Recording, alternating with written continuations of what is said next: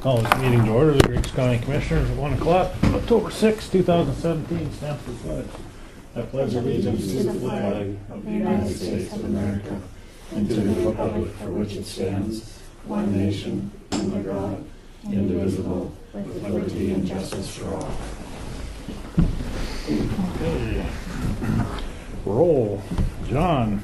Here. Dale. Here. Ron is absent. Sean is absent. Troy's here. Okay. Are there any additions or corrections to the agenda as presented?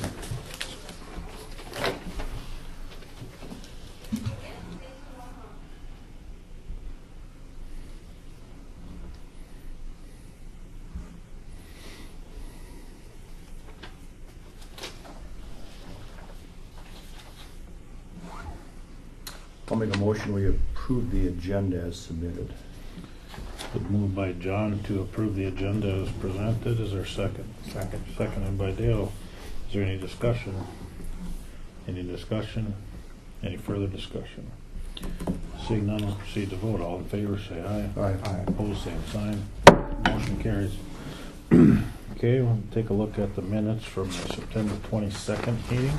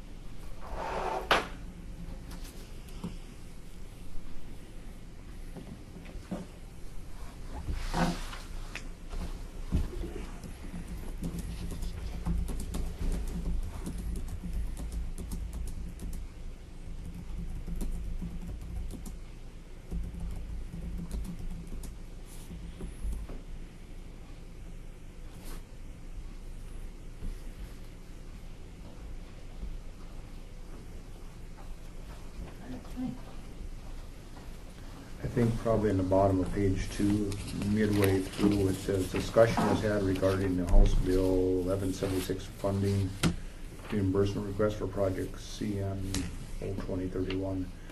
Motion by Stefan, send in reimbursement request. I think a motion by Stefan approve the reimbursement request. Hi, Jamie. Good afternoon. Okay.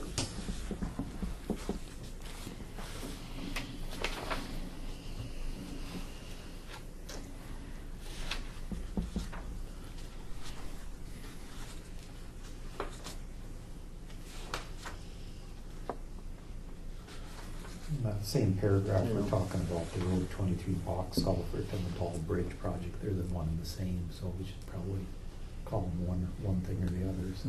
It's the Dawbridge and the... They're the same. They're the same Okay, thing. okay, It's a County Road 23 bridge replacement, probably. okay. Yep.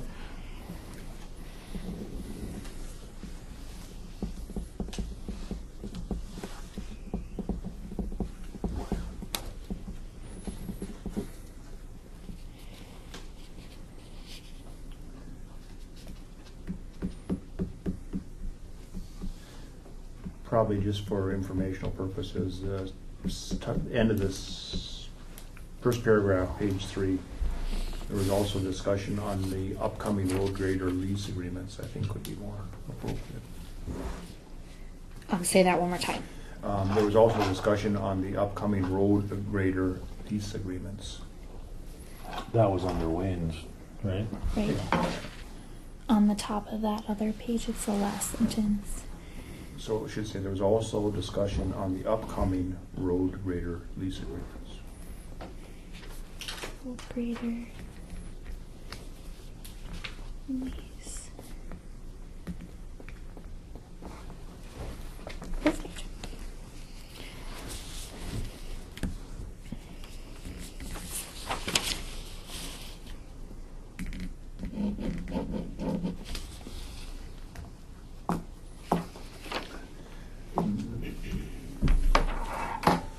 the Department of agricultural letter, it was to do with the Lap and tag. lap and tag, yeah. Yeah, put that in there. Regarding rapid tape? Well, yeah, it's the chemical Yeah. reimbursement, Yeah. cost reimbursement program for the producers in the county. Okay.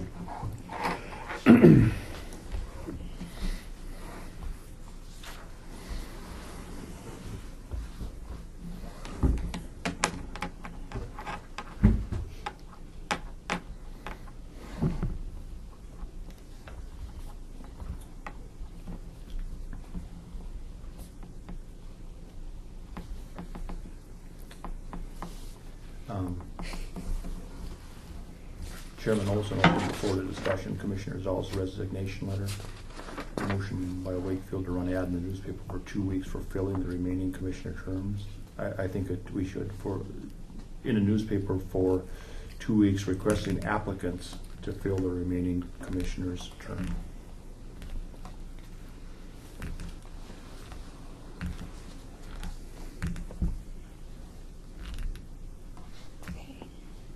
That's what I'm gonna try. Well, yeah.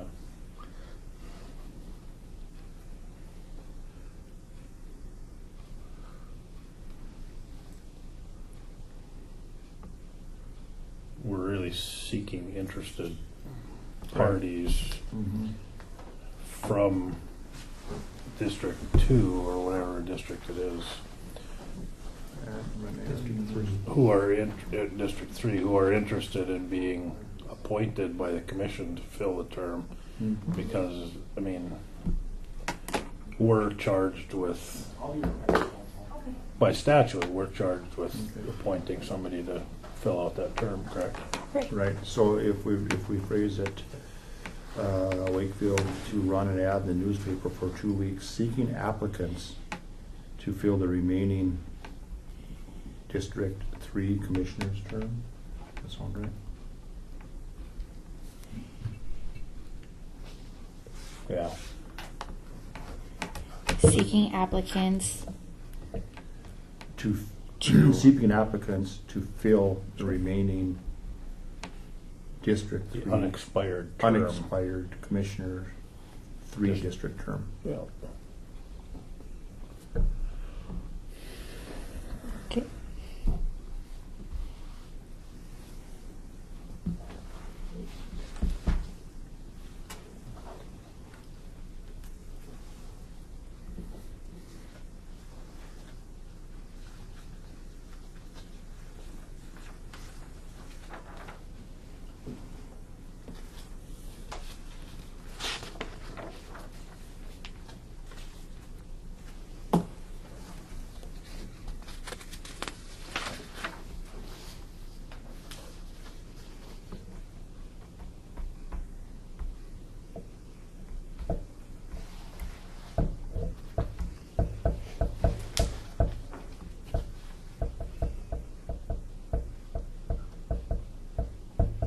I moved to approve the September 22nd minutes with the corrections and dispense with the reading.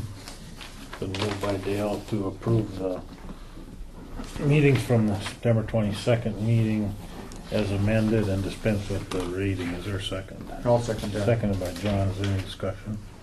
Is there any discussion? Any further discussion? Seeing none, we'll proceed to vote. All in favor, say aye. Opposed, same sign. Motion carries. Okay, we'll go through the bills.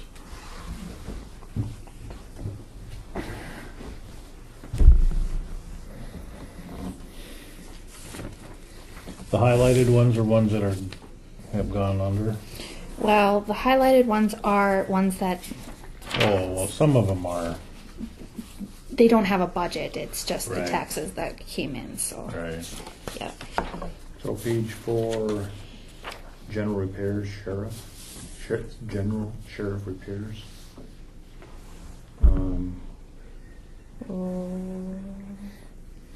General repair. You're at Bits Tire and Service, you mean? They must put new tires on one of them pickups or something. Don't know. Do you want to see it? 15. Yeah, that must be it. Huh? Yeah, that must be what it is, I would think.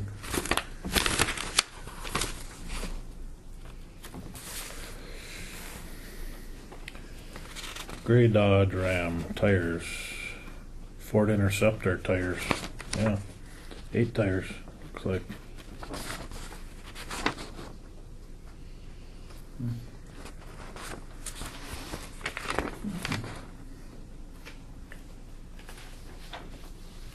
Yeah.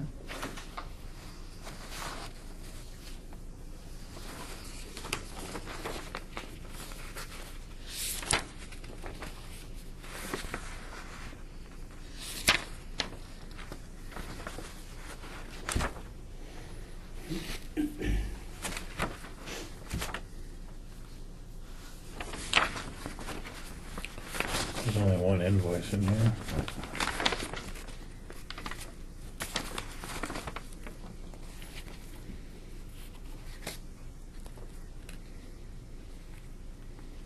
You don't require the invoice to accompany the.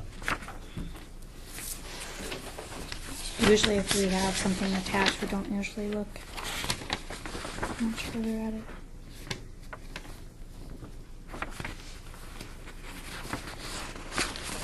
This one? That's a statement, that's not an invoice. Oh.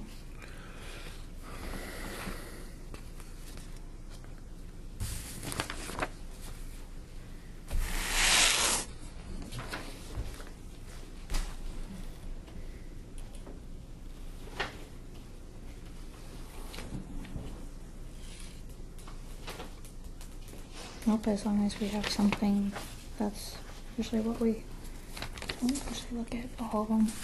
Huh? We don't usually look at all of the, You should. I mean, there should be an invoice. right, Otherwise, who knows what the tires are for? right.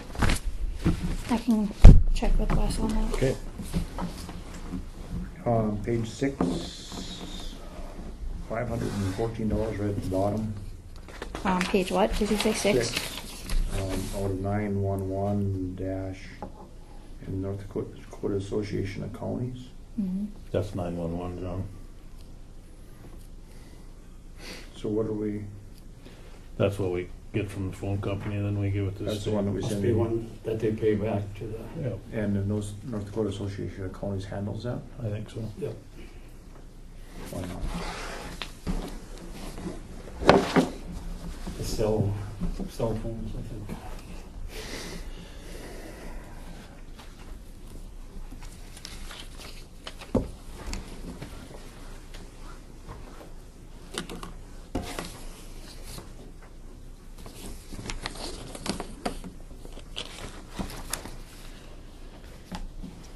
Med Center Supply gives us one. That's our paper towels and stuff. Toilet paper, Yeah. paper towels.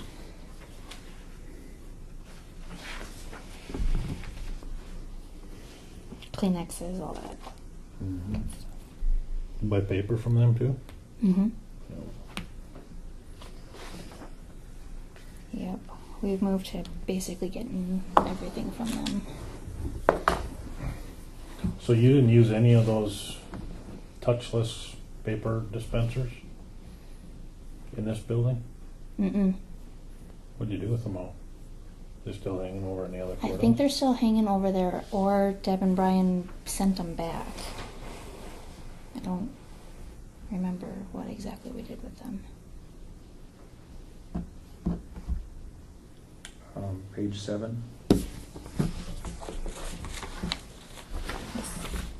Pizza ramp.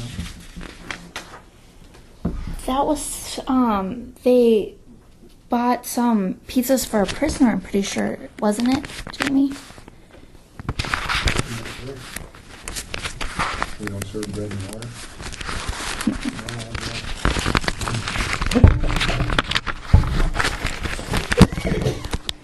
We should. That's just the commissioners. No bread. Bring your own water. I'm damn glad to do it.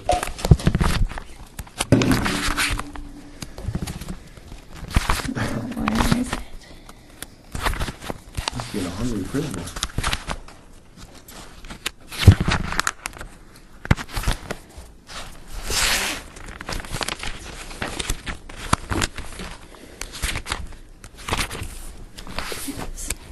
Two large pieces.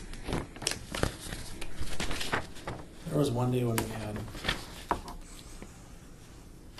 probably 3 or 4 prisoners in court. I don't know if that was a day. Yeah.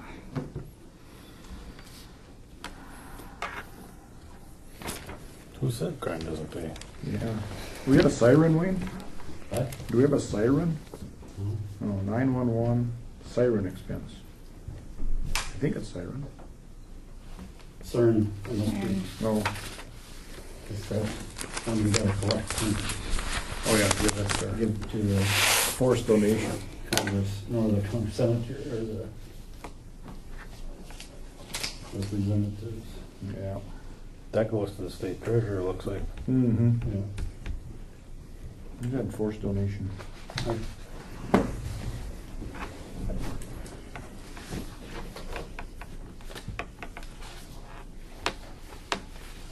Where did you see his highlighted ones, Troy? I didn't see them. Well, they don't. they come don't through show up well. very well in. No. I saw them when I was looking at it on my email, but Oh, if you look at, like right on the page 4 there, the Annetta ambulance, that's a highlighted one. Yep. But it's really just an assessed account, so it's not, it doesn't have a budget. no. Garrison Oh, I diversion, Garrison diversion is a minus balance. I see, I got it. Yeah, I mean, it's, Got it. they're not necessarily budgeted items.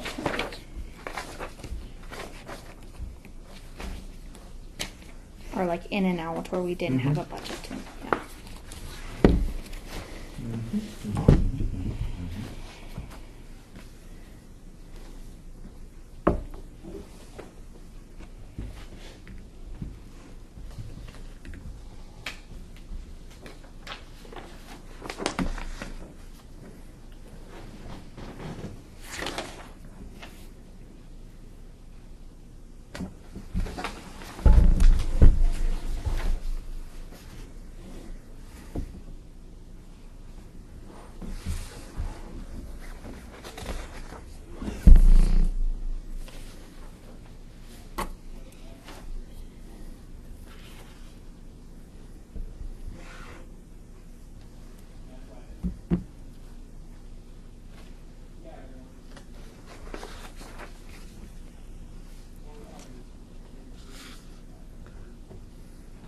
Any other questions in the bills?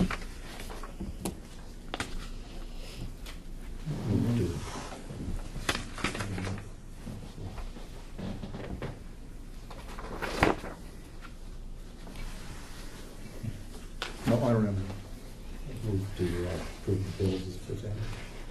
Been moved by Dale to approve the bills as presented. Is there a second to the motion? I'll second the motion. Seconded by John. Is there any discussion? Any discussion? Any further discussion? Seeing none, we'll proceed to vote. John? Aye. Dale? Aye. Troy votes aye. Motion carried.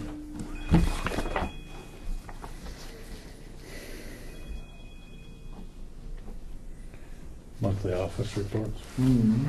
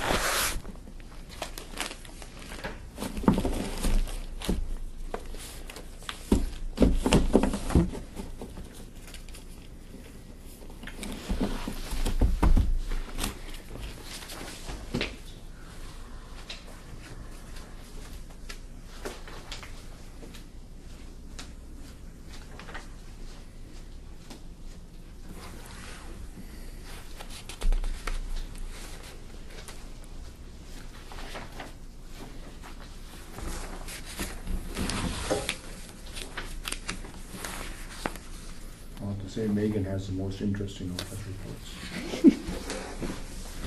If we're grading them. She's got pictures. Yeah.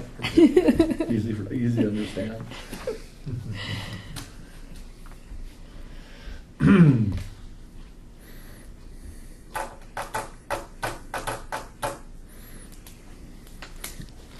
I didn't remember changing the title of that position though. Which position? Extension agent. I didn't know. It says agriculture and natural resources extension agent. Evidently, it's not our job to change the title. I thought it was our position. That's what happens when you get too. We pay for the extension agent. Yeah. The state pays for it. Half we pay for doesn't have a title. Yeah.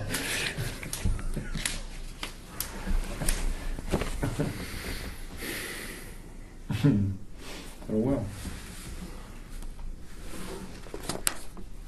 Good point, though, I don't remember.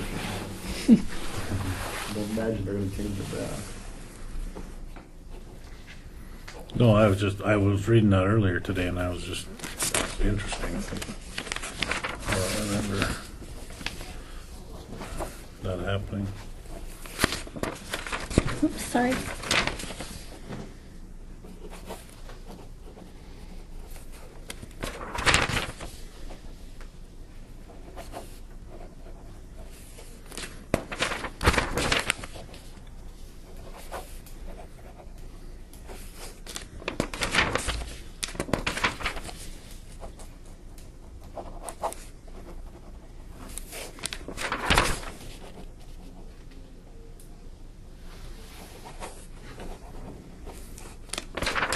And that should be the last one. Thank you.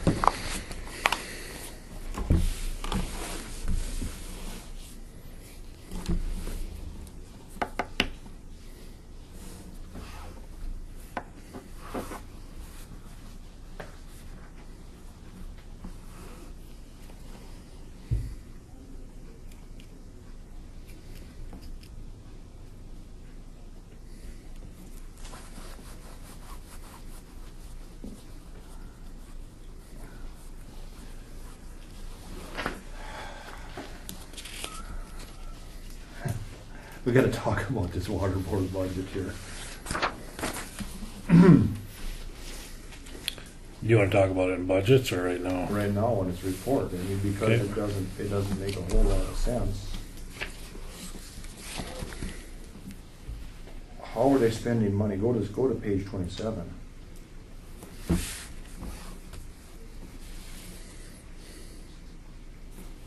There was no budgeted amount for, I presume that's the Griggs County drain. The Pickerel Lake, no budgeted monies for that in 17, yet they spent $17,000. 7,000. 12,000 on the one above it, on the Griggs County drain. Right. The Norway Lake one. Mm-hmm.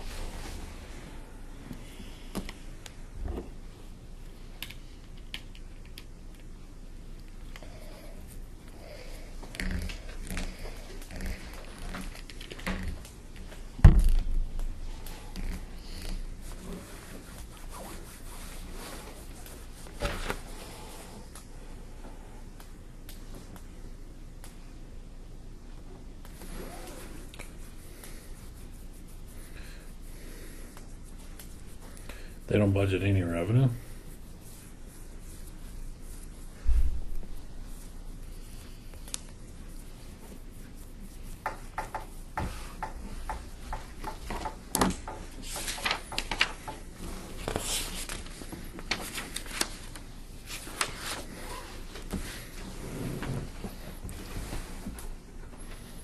That's kind of half a budget in my guesstimation here. Yeah, it really, I don't get where they have on the bottom right-hand column where it shows us there's $20,000 spent over. That doesn't work either, but.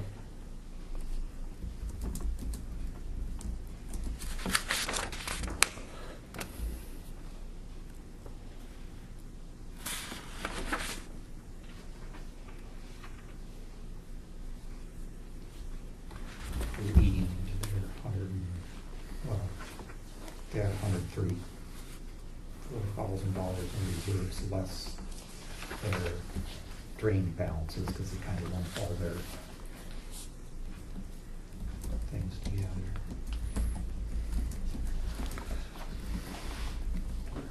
It doesn't matter what your checking account balance is, you still have to Yeah. do this off your budget.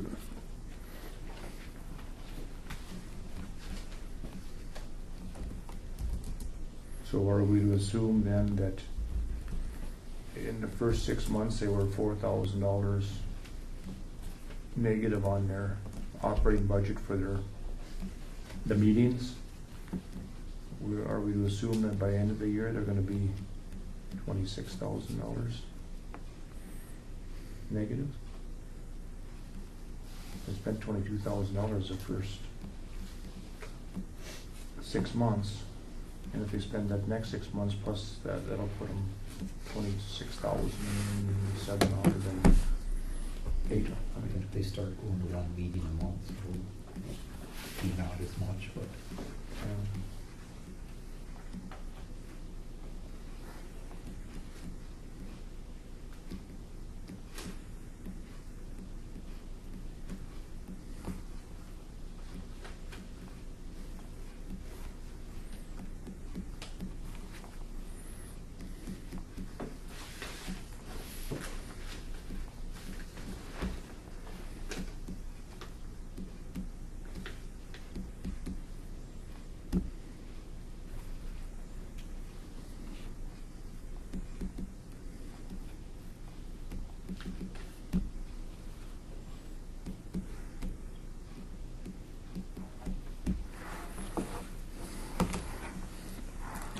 All that is adding this up cumulatively. Right.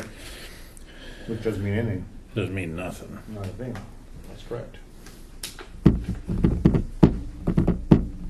So I guess my point is, if we have the ability and we have the duty to get financial reports from them on a 6-month basis, or Right. then we probably better get a financial report instead of this. This means nothing. Right.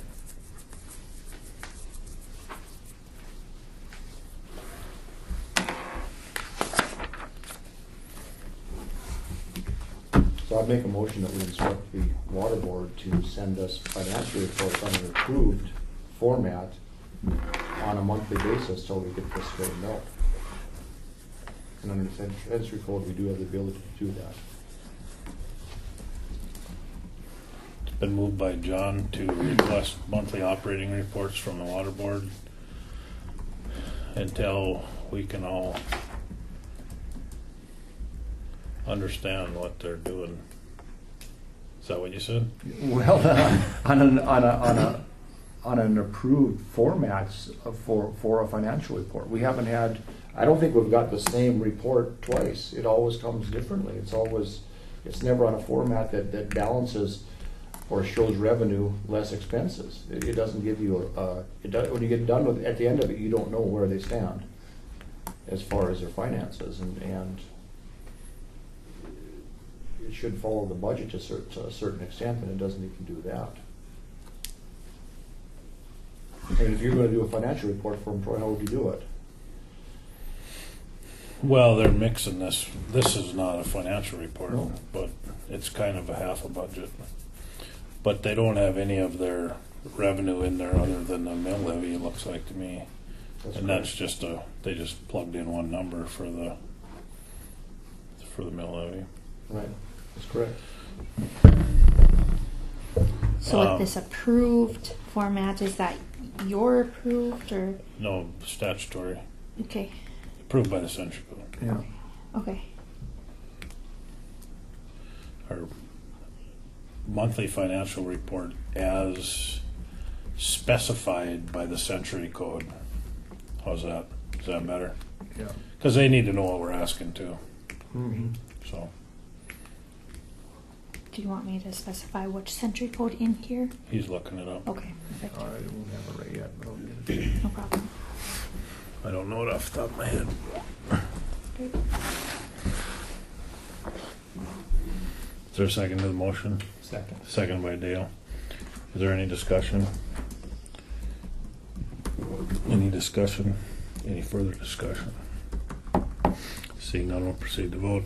All in favor, say aye. Aye. Opposed, same sign. Motion carries. Any other questions on the monthly office reports?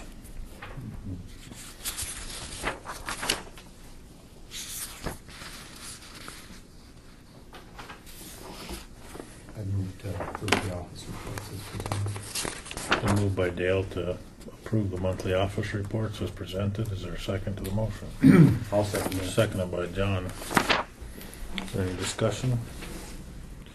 Any discussion? Any further discussion? Seeing none, we'll proceed to vote. All in favor, say aye. Aye. Opposed, same sign. Motion carries. Is Harold coming today? No. That was just information for you guys to look at if you have any issues. Well, have we approved the audit from last year yet? No. No, that's what this is. If you want to approve it or not. Otherwise, I can ask him to come to your next meeting if you guys have issues. Did you read this thing? I did. What's with other matters? Yeah. That was my question. What page? 32. Well, Wayne's next on the agenda here. But Okay, got a letter, I got a copy of a memo that says, sent a letter to the chairperson of the county commissioners from the local road engineer, federal highway. And it's just an annual deal, encloses the annual maintenance certificate for county federal aid projects. Reassigned and returned to my office on November 17th. And Sam got the letter. So it just says that we is properly maintaining the projects on the federal, where there was federal aid used for construction.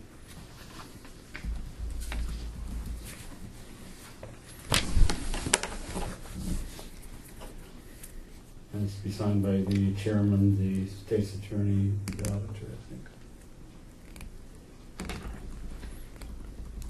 motion to certify that the county is maintaining projects that were financed with public money.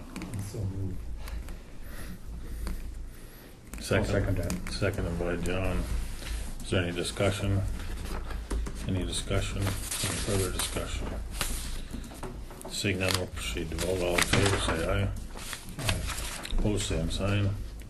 Motion carries. I received 2 quotes on doors, 3 doors, overhead doors, and 4 lifts for the county shop. I'm still waiting on the Rockford lumber, cash and carry. He's gonna come next week and do some measuring. Figure out. New Rockford? I think it's in Rockford, cash and carry. Oh, really? Lumber. Is that Westmeister. Les Meisters? Yes. And they also will do windows. I talked to Les Winning, he came up and measured the windows too. So he's gonna put in a quote. The other door companies don't do windows. And so far, there's a $4,000 difference between the 2 quotes, so Okay. for both R26 doors. I also talked to equipment dealers, REO and Butler, and I'm gonna meet with them next week sometime and go over the specs and stuff, so they both have equal opportunity to take a bid on equipment. And then I'll be attending the meeting on Tuesday, the DOT, who does mark for the federal aid program for the bridge projects we got Yeah. on the agenda for next year. That's all I got. Okay. Did you get anybody to bid the electrical for the buildings? I have talked, I haven't yet. I'm gonna talk to Sean Pettinger out of Valley City. He did some wiring in our shop with the new lights that put in. I think he was working for Cody at that time. Wait. Yeah, they won't do any of the wiring. It's gotta be hardwired. And we can't do the wiring ahead of time because it looks like the one controller is like towards the middle of the shop. I don't know how that works. And it looks like the other controller is just over the top of the doors that goes into where the cables are. So we'll have to wait until whoever gets the bid, and we can determine where to put the wiring in.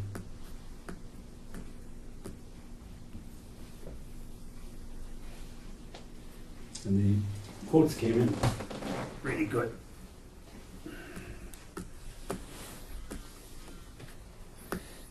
R26 doors and R1 walls.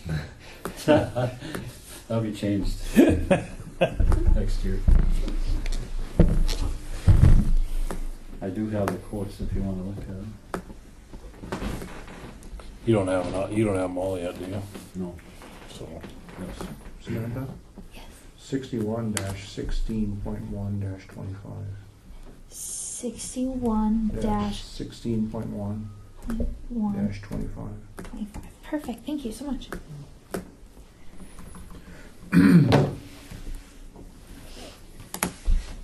Jake, got anything else?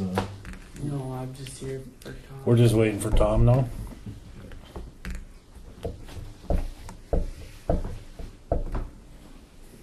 Go with the audit if you want.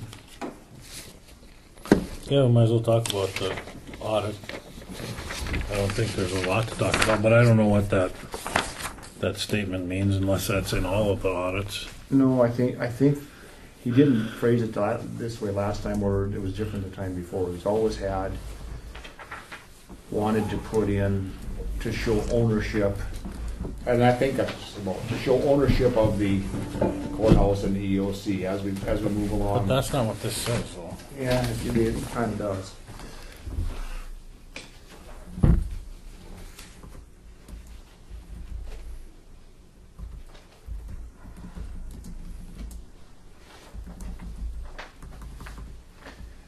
To supplement the basic financial statements. He's always wanted to show that as ownership as we go along.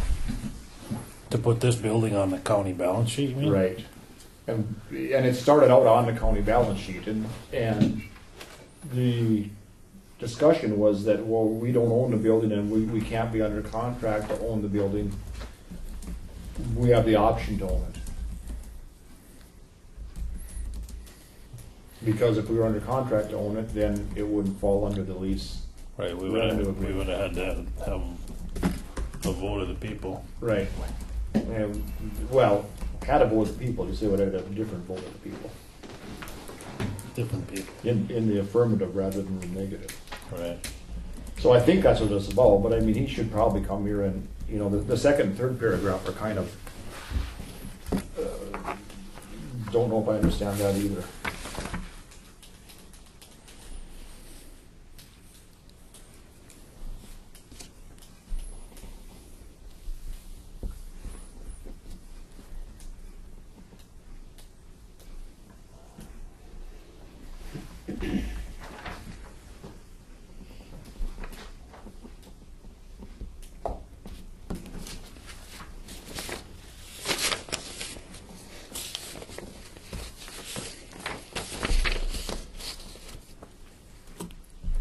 If you want me to ask him to come. Well, yeah, it'd be, Okay.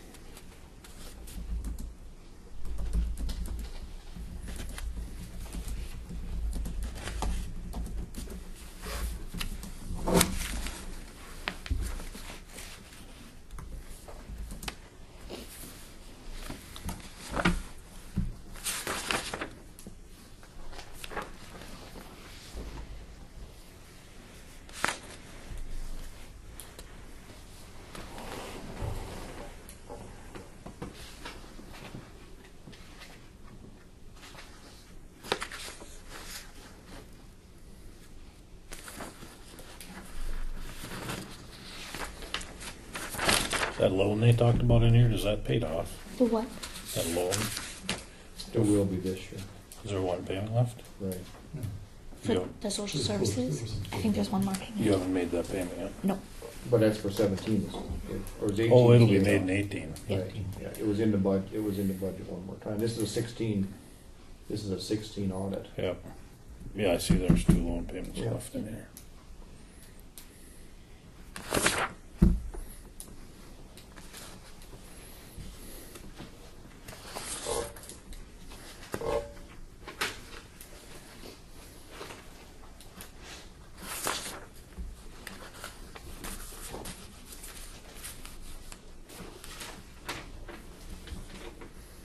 So 35, if you look at page 35.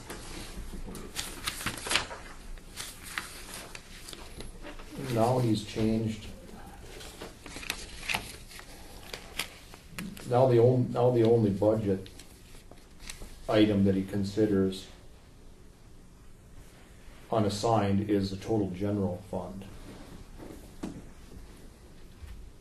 That's changed from last year and changed from the previous years where he considered any of the ending balances to be still assigned. But now he just considers the general budget to be unassigned, and the highway, the social services, the other governmental funds, the ending balances, he considers them still in those budgets, which really isn't the correct way to do this because they're one-year budgets. And so until they are allocated to the next year, they really can't be allocated via the audit. But that's the way he's getting better at it. He used to assign all the funds, all the ending balances to the next year. Now, for some reason, he's singled out the general fund balance. Don't know why. I don't know why.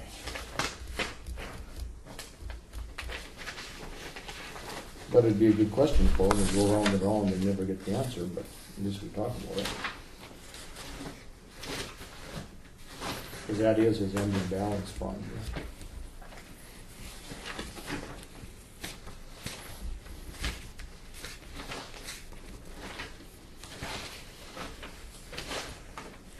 Right here, on page 58.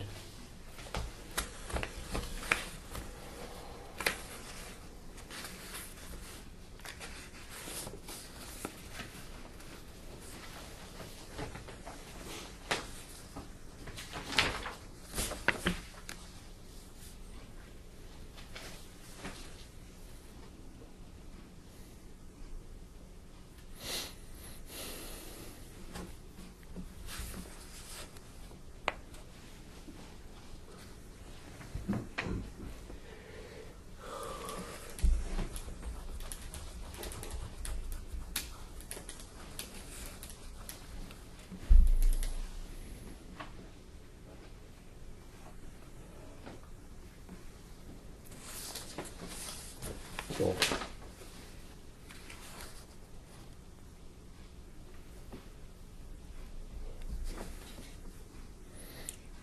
So you wanna wait till next month or next meeting to talk about this when we got there over here?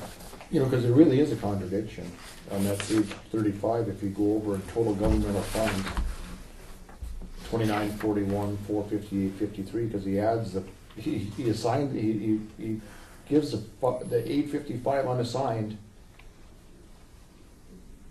but then he lumps it in with the restricted for general government to get to 2941, 458, in which if you go back to the page 58, that is the ending balance for all the funds. I saw that. So, But I suppose that is, you gotta lump them together to get the total balance. right, but it isn't, it shouldn't, if it's unassigned, it's not a government, it's not a fund balance, it's a treasury balance.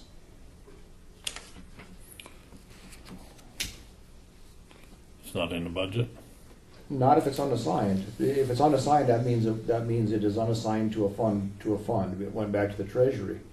But then he puts it back in here as a total governmental funds, but that isn't the overall total net worth of the county. So I'm not sure, as always, I'm not sure why he does some of this stuff.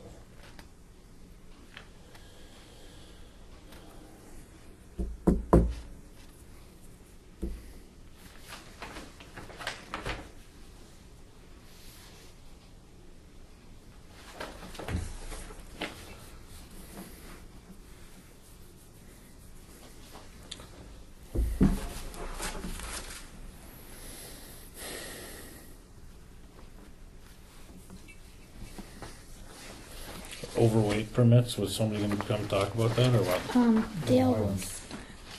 I guess I talked to, we get started on that. No. I talked to Wes earlier in the week. He Yep. was getting requests for overweight permits. Yep. And Bob had indicated that he'd help him with them. He hasn't come forward to do that. And Wes would like to see it moved to the road department to handle taking care of overweight permits. I guess I tend to agree that would maybe be a better fit for overweights to issue permits.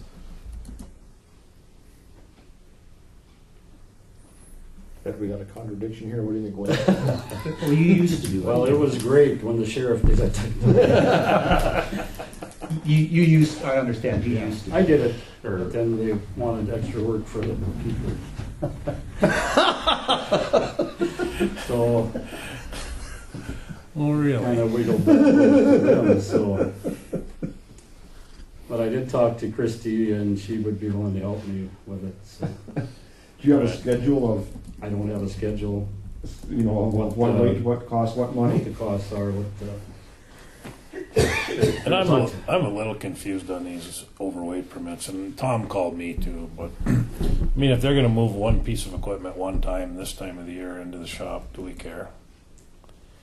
well, I we mean, we always have, I guess, charged anybody, whether it's them or Knife River or some guy Okay. moving a crane into CHS or whatever. Okay. They always got charged. That's fine, just as long as everybody's treated the same. Yep. And then, That's the only way to do it. yep, that's fine. Yep, and then we did give them, I know we But did then give somebody them needs, like a- somebody needs to make that call, cause if too many of us are involved, it is not gonna be done consistently. Right. I don't really wanna know about it. We did give them a seasonal permit. I think they had like a seasonal permit that Okay. at least some equipment could be moved. Maybe the heavier stuff had to have a special permit, Okay. but I think Bob did that. I don't know what that cost was. I think he worked with Don Husel and kind of got numbers and stuff from Don, what Steel County. Okay. I think there was an email recently, the state is trying to standardize those. Well, I think that's a good idea too. And there's some meeting or class in Castleton on November 14th. Couldn't we just adopt the state's overweight? And, I mean, like their and overweight fees? permit is like $25, I think, or something like that. I think. Well, it all depends upon the time. Well, of course, you can't. We never gave permits during Not during restrictions. Yeah, no restriction fine. period, you know.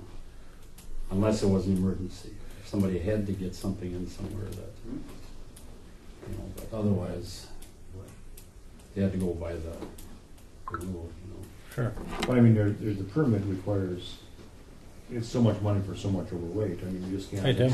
Yeah, you just can't give them $25 and go 300,000 pounds overweight. Right? Hey, guys. Hi. Tom? Oh, we gotta sign in? Hi, Jake. So I guess we would be willing to do it, I guess, try it.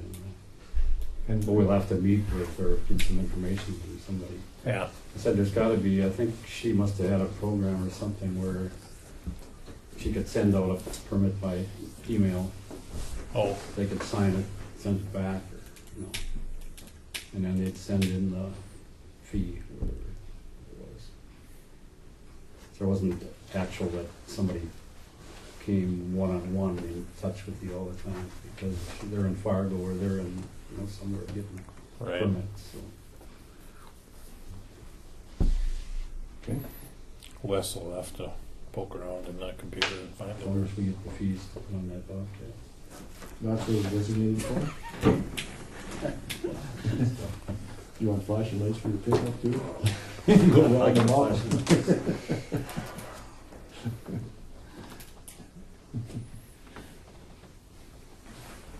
Yeah. Thank you, Wayne. That's more work for Chris. Yeah. Hopefully.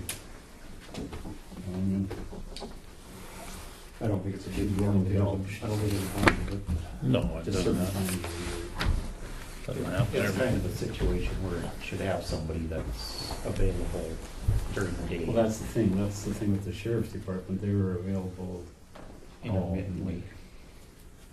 weekend and whatever, you know, so.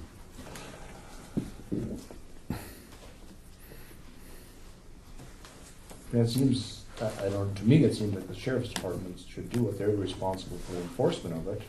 Why don't they issue the permits? I mean, that's the way it seems to me, but.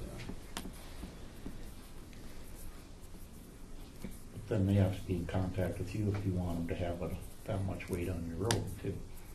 They never They never do. do. You know, the legal limit is 80,000 pounds. Right.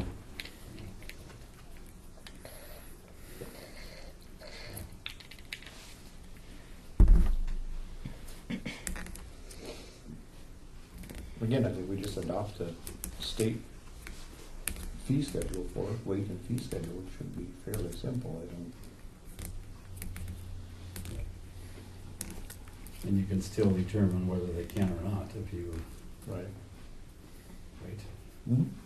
If, depends upon if the road is bad, you know, or whatever, then. Well, you're in a better position to do that than the Yes. sheriff. Yeah. Okay.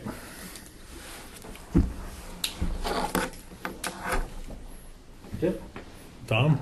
Your badge or anything? Done? I'm just gonna have you ride with. I need it to come out of my spam filter, but there's a NDLTAP truck weight education outreach program, and that's in Castleton. Well, I think that's the deal where they, so many wheels, so much weight, Yeah, like they had here, that. and I can't dig it out of my junk and let me without a password. Hey. I get those notices.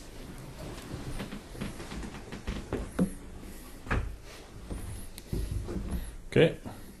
Tom? Yes. Where do you want me? Right here? You're the doctor. First thing, the permits for moving. Yep. We are in the process with the sheriff. And I just got the stuff back from him today. He's been paid for a year, Yep. but we are going to have to redo everything he sent us again today. He used an old one, all out of date, and we will update it with him, and everything should be fine. Okay. Thank you. So I think that just ends everything with as long as it's okay with him and Wayne and the commissioners. It sounds like Wayne's gonna take that permitting thing over. Oh, That's what we were just talking about when you I guys didn't came think he in. wanted it. He might not. But you can finish it with the sheriff first on that. Okay, no, that's fine with me, and it's, the thing is he was following the North Dakota DOT, axles, all this type thing, that we have to follow their rules, Right. so. We should do the same thing the DOT does. And it's- Otherwise, that doesn't work if we don't. Well, that's, whatever you guys want. I don't want to reinvent the wheel. Well, okay. The other reason we're here, and I am not here to pick a fight with anybody about anything. And it just has to do with testing, sampling, Right. hear you. and how inconsistent probably we are. I'm not accusing anyone else of doing a bad job of testing or anything, but we have spent, this is all testing for projects to do with the things in the past year. So those are pile tests, right? Yeah, it's pile tests, and Terracon did most of them. And does anyone want to look at these? These are tests that were taken by Kyle. It's Kyle Huffman, isn't it, Jake? Yeah. Kyle and my granddaughter was alongside him when he took one of them. Ken was alongside him when he took one out of a stockpile. And there's just a variation in all the testing. And it also has to do with the pile we took out of last year that passed the whole way through. Put up with a telestacker, computer run, back and forth. KLJ took a sample, which I believe you did out of the stockpile, right, Jake? This year or Yeah. last year? Yeah. Yeah, Yep, a test sample before. yeah, and it passed, correct? Gradation, yes. Yeah, and the shale passed. We don't test shale on the test. Okay, you didn't on that one. Nope, just the Okay, gradations. and that seems to be our issue is the shale. But does anyone want to look at these comparisons? Yeah, you can send them down here. These are in the piles, right? Yes, well, there's windrows. Okay.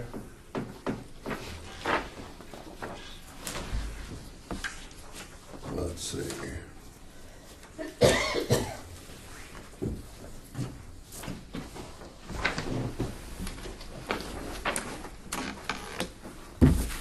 Wayne, you want one of these? Sure. Here. Oh, you're coming that way? Jake, I think I sent you one.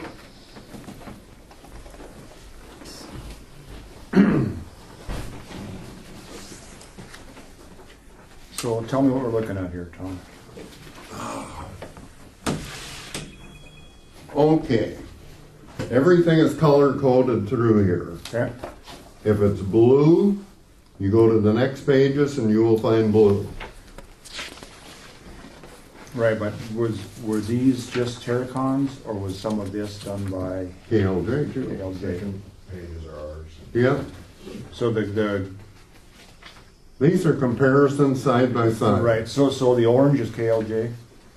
No, Oh, you gotta go back further. Further in. Blue is the first page here it's the side by side we took of the stockpile and the windrow. And these two are our tests. No, these two are the ones KLG did and KLJ. And then we did it, sent in our own that we took side by side. This is the other KLJ. This is their one that showed a fail. in the orange. No, the first page is the ones that we did ourselves. Yep, the first page is Terracon. Okay, oh, the KLJ is the second one, yeah. Yep. Second, third, and fourth. And it's a little confusing, but it's, Okay, so which is on KLJ is which number failed there? you go to It'd be the very orange. bottom. Is 12.3 on the first Yes. page? Yep, And on the second page. 10.9? Yes.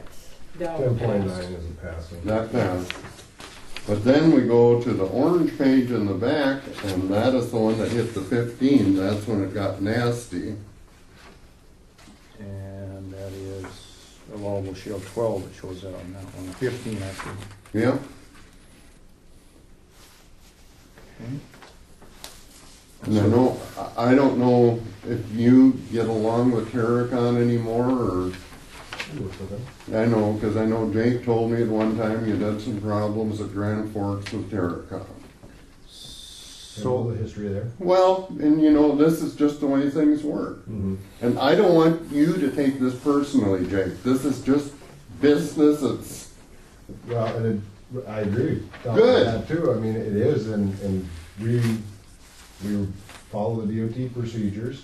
just about. In what way? On sampling, So just, yeah, as you get that, Tom, so Terracon then, said the shale content was on the first page was at 5.4 in the windrow yes. Yes. and 8.9 in the pile, Yep. Yes. compared to 12. KLG saying 12.3 and 15. True. Okay. Is there another test here somewhere too? Well, I'm trying to find that other one. Where's that thing on? We won't go to the testing part yet. Is that it here? Yeah, that's that. But what was your other question, John? No, I was just trying to determine the differential between the tests. So, I honestly do not understand the testing. For shale. Of how a shell test is run? Well, we've gone through it lots of times, and that's just, you are testing, okay, that last page, if you look at it, it is 11,860 tons, correct? Correct. And do you know how many truckloads that is? Depends how big your truck is, Tom. 25 tonners. So divide Is about where we run, right, Jake? So that is 467 loads that is being tested in one little window. As far as the shale goes, yes, that's the standard is over 10,000 tons is a shale test. Right. Physical properties.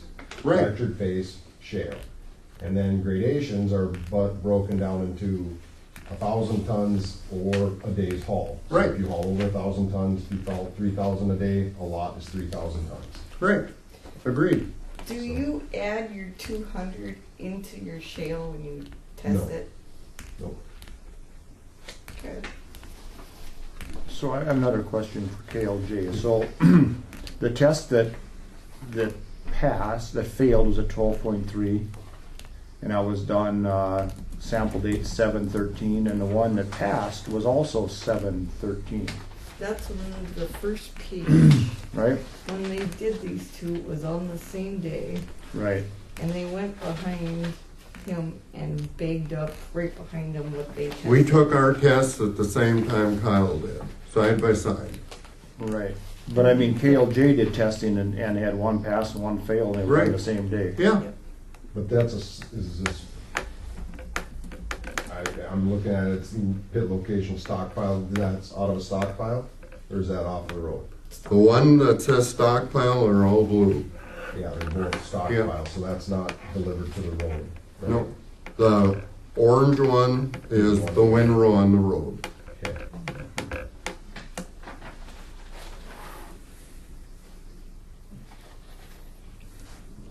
But I mean, the shale test, 467 truckloads, little window, computer run stacker, back and forth, moves in and out. It makes troughs so that all the stuff does not run off the sides of the. Rent segregation and put up a uniform tile. You're trying, but you know what? It's still far from perfect. Right. It's better than the old one where everything ran off the side.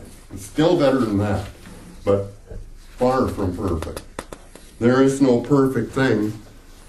But I don't understand, and the one thing I know we did wrong, we should have had someone else take these tests alongside Kyle.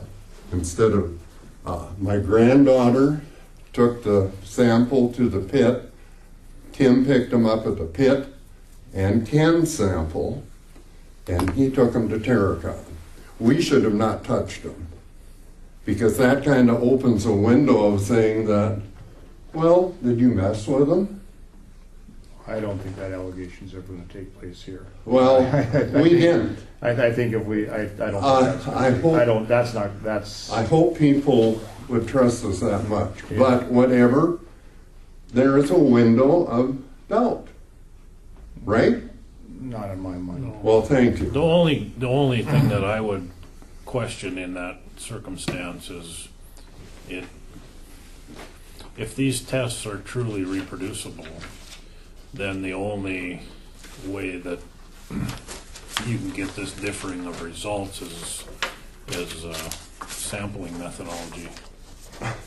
So if the more people you have taking the samples, the more variation you kind of open yourself up to. It's an imperfect thing. Not that somebody's doing something that they're on purpose, but you might have some variability just because of how it's done. But there must be a right and a wrong way to do that, Jake, right? we visited about Terracon. You had a little minor issues of some type. You recommended another company to me, if you remember. Braun, maybe? You got it. Okay. Now, we have done nothing with this test. We've never touched it. Braun went out. I'm gonna come over. I can pass them, that's fine. You need what, 3, 4? I'll give you 3 for back there.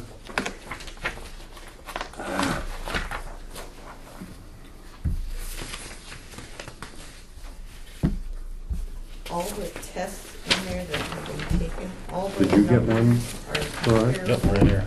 Okay. Did you guys get enough, Wayne? Yep. That's the part that one of them. John? Mm-hmm. Braun? This is from the stockpile. This is the, They were working on another project at Central Plains and Hannaford. And I got a hold of Ezra and asked him if they would just go out to the stockpile and take a sample, see your comparable. which they did. And the thing, they took this sample. It was within feet of where Kyle and Ken took that one. Because that spot had not been touched in that stockpile. So I have spent $20-some thousand in testing, and what I'm coming up with is, am I completely wasting and throwing away my family's money on testing when there's such a variation? And again, I am not picking on KLJ. These other companies' testing is off just as, or it varies also. Right. It's just, we're dealing with such a quantity. And if you'll notice on the Braun one, they are extremely high on the 200. Well, they all are. Yeah, they're all fairly high, you know. all the numbers are comparable until you get to the 200 in the shale. Yeah, everything out in our gradations, Marcy runs tests as we were processing. And how you change your gradations is we add rock. Different, I don't know your name. I'm Jason. You're Jason, you're the tester. I'm not a tester. No, you're, I'm our construction coordinator from Valley City. because I've talked to you on the phone, I think in the very Couple first years ago, project. First project. Yeah. Yep. But it just gets real confusing to us dealing with this when everything is scattered all over the board. And Jason, you mentioned testing. When you take a test jig out of a stockpile, what do? What's your physical Process. process? Oh, it goes to the lab? No, when you're taking the test out of the stockpile, Sampling methodology. sampling, what do you do? You get inside the pile and take typically 3 scoops in different areas out of the inside of the pile. And if there's a loader available, we like to have them mix it with a loader so it's the most representative as it can be. Yep. Okay? Everyone, I think, has not used the method of the state. Yes. Sampling from a stockpile. Everyone at the state, if you have a stockpile, you take and jam a board or something in. I'm sure you've read this same old story 100 times. If you do not do that, you are letting more lightweight particles in. Shale. It can happen. Eventually. It can happen. And like I said, I'm not here to pick a fight with anyone. I just wish I could have a consistency. And with what you have right here, you have 1, 2, 3, 4, 5, 6 methods Yes, for there's getting a different sample. methods. Right. And that's one of the large reasons that we don't like sampling from stockpiles, because it's the worst one to get. Yep. It's the hardest one to get. Do we agree with that? A windrow can be really difficult too, But it's because what's on your road. At the end of the day, it's what Griggs County is paying for is in place on the road. And It's representative. it's of most one- representative. One I truckload. believe you are good about equalized windrows, right? well, Or do you? I do not think there's a perfect method. Because any of these piles with the segregations, degradations, or whatever, you can end up with a heavier point of 200 or a heavier point of rock. It's dumped in the trailer, and you can see them a lot of the times in the windrows. So, I mean, there's nothing perfect. Our preferred way for these physical property tests and the windrow tests that Tom's talking about at the end would be, that's where we prefer to take sampling from the roadway, because I think we find that that's more uniform and you do get less variability. Because within your stockpile, you can work a stockpile and you can change stuff by how you load out of a stockpile. You agree with that? Has to do with the I mean, stacker if or the loader operator. Correct, because, I mean, if they have a highly segregated side of the pile, they'll work that side, then they'll go back to the middle, and you can work it.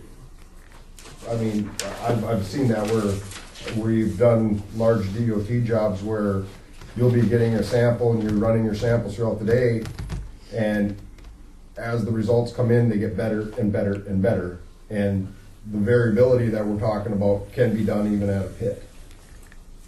So the only way to lessen the variability is to take more testing. More And samples. more sampling, more averages. Correct. Okay, I'll okay. give you that. Okay. I'll give you that. All right, so let's look at this from what we have here. So here's the piles. Here's the samples of all the piles. Added together, 10.8 average. Here's the average of the windrows, 10.1. average them together, you get 10.35.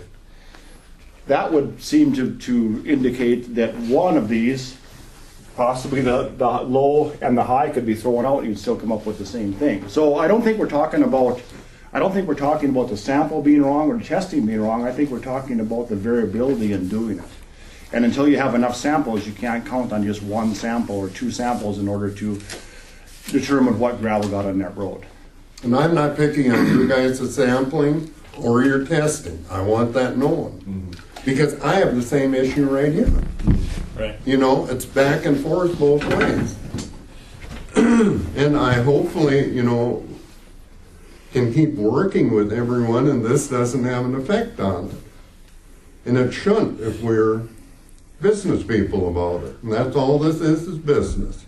If we go look at this lot 7 sheet here, you have, the one thing to look at here too is what is circled is a 15, because that is what compares to the orange sample here. But then there's also 3 other tests here that made up the average, because it is a 3-test average for that 10,000 tons. And that's the DOT standard specifications, how it is done. Which one is that on, Jason? If you look at that price adjustment worksheet 7 there, Yep. you got the PP2A at the very bottom of the Yep. scale. There's those ABC. 3. You have a fail, you have a pass, and a fail. So Yep. we have essentially 14, an 11, and a 15. So then That gets averaged for the deduction. And actually, when we were testing 13. these, since the shale was so high, we tested shale on every lot. And we picked the 3 lowest to put on here. We talked about that, Yeah. Jake. So there was many samples taken. But then again, our testing, Terracon, Braun, you know, one thing that I can use as a guidance, DOT does what they call QC, QA testing, quality control, quality assurance for hot mix right now. Aggregates, they don't have any kind of procedure set up for it. But when you're talking hot mix, they have an allowable shale max of 5%. And they set up a variability between testing of plus or minus 1%. Now, when you're talking 5%, so, you know, if you proportion that, it works out to like 2.4% would be reasonable variability using that model, I guess. Which is about the best I can say as far as what for accuracy. And I can go to that because even like the 200, I think that's plus or minus 2%. and the other thing, this has nothing to do with the testing part of it or whatever. Griggs County is getting more difficult to make anything in. It's getting worse all the time because of what we've got left. The natural material. Yeah, well, I mean, we have to bring things in. We hauled rock in for this from 45 miles away to get some of this where it passed our test. But then we still failed on the shale, even though we had tested, we were okay. But it's just such a narrow window where you can fit this stuff together.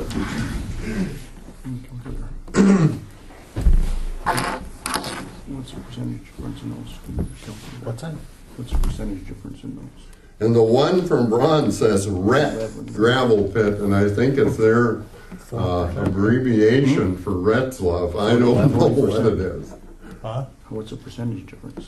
Oh. But can you guys understand my concern a 11 to little bit 15 too or about all the 15 to 11? testing we go through prior The to difference between this? them. We have a pile last The difference year between them, what's it? I mean, that that's the passed best test. the whole way That's the through? worst one to go to this. It had failing tests, but they Their averaged tests, out. these are because we They took the averaged lowest, out. They averaged out to just below passing. So we go into right where we quit last year 6%. Yeah. and we're failing. You know? How did, and Jake, you looked at those results, how did we start off for the year comparatively to how, as he would have worked deeper into the pile? Is that fair to say? Well, the deepness of these piles, it's all the same. Okay. Because it's that computer generated stacking. And it was, this year it was pretty uniform throughout the whole project, ranging anywhere from 11 to 16.3, but it was, there wasn't didn't go from low to high, it was pretty.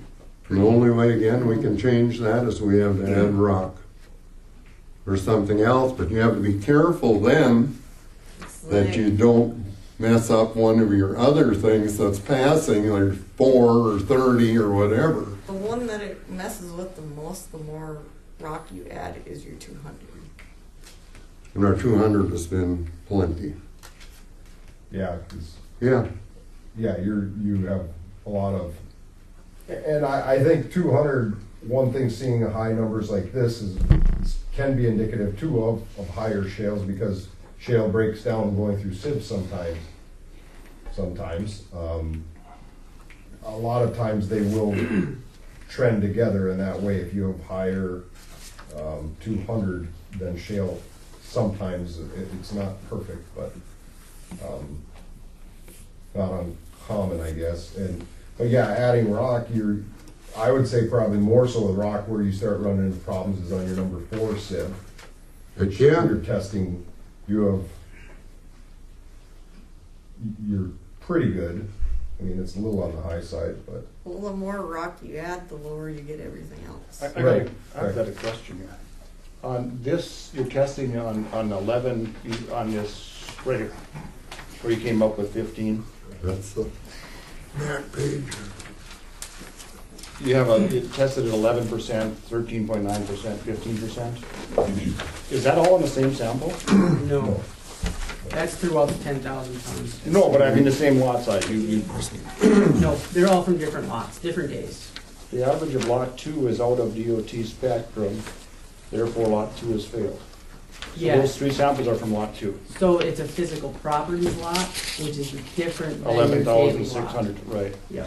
But my question is, how can then your sampling vary from 11 to 15%? Is 36% differential between those samples?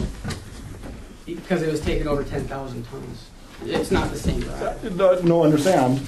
But so you're saying that some of the gravel was at 11%, some of it was at 15%? Correct. Exactly. Okay. Again, how can we make, if we can have it vary that much, and we can't reproduce it with other companies, how can we be certain that if we sampled this gravel again using KLJ, it would come up with the same results?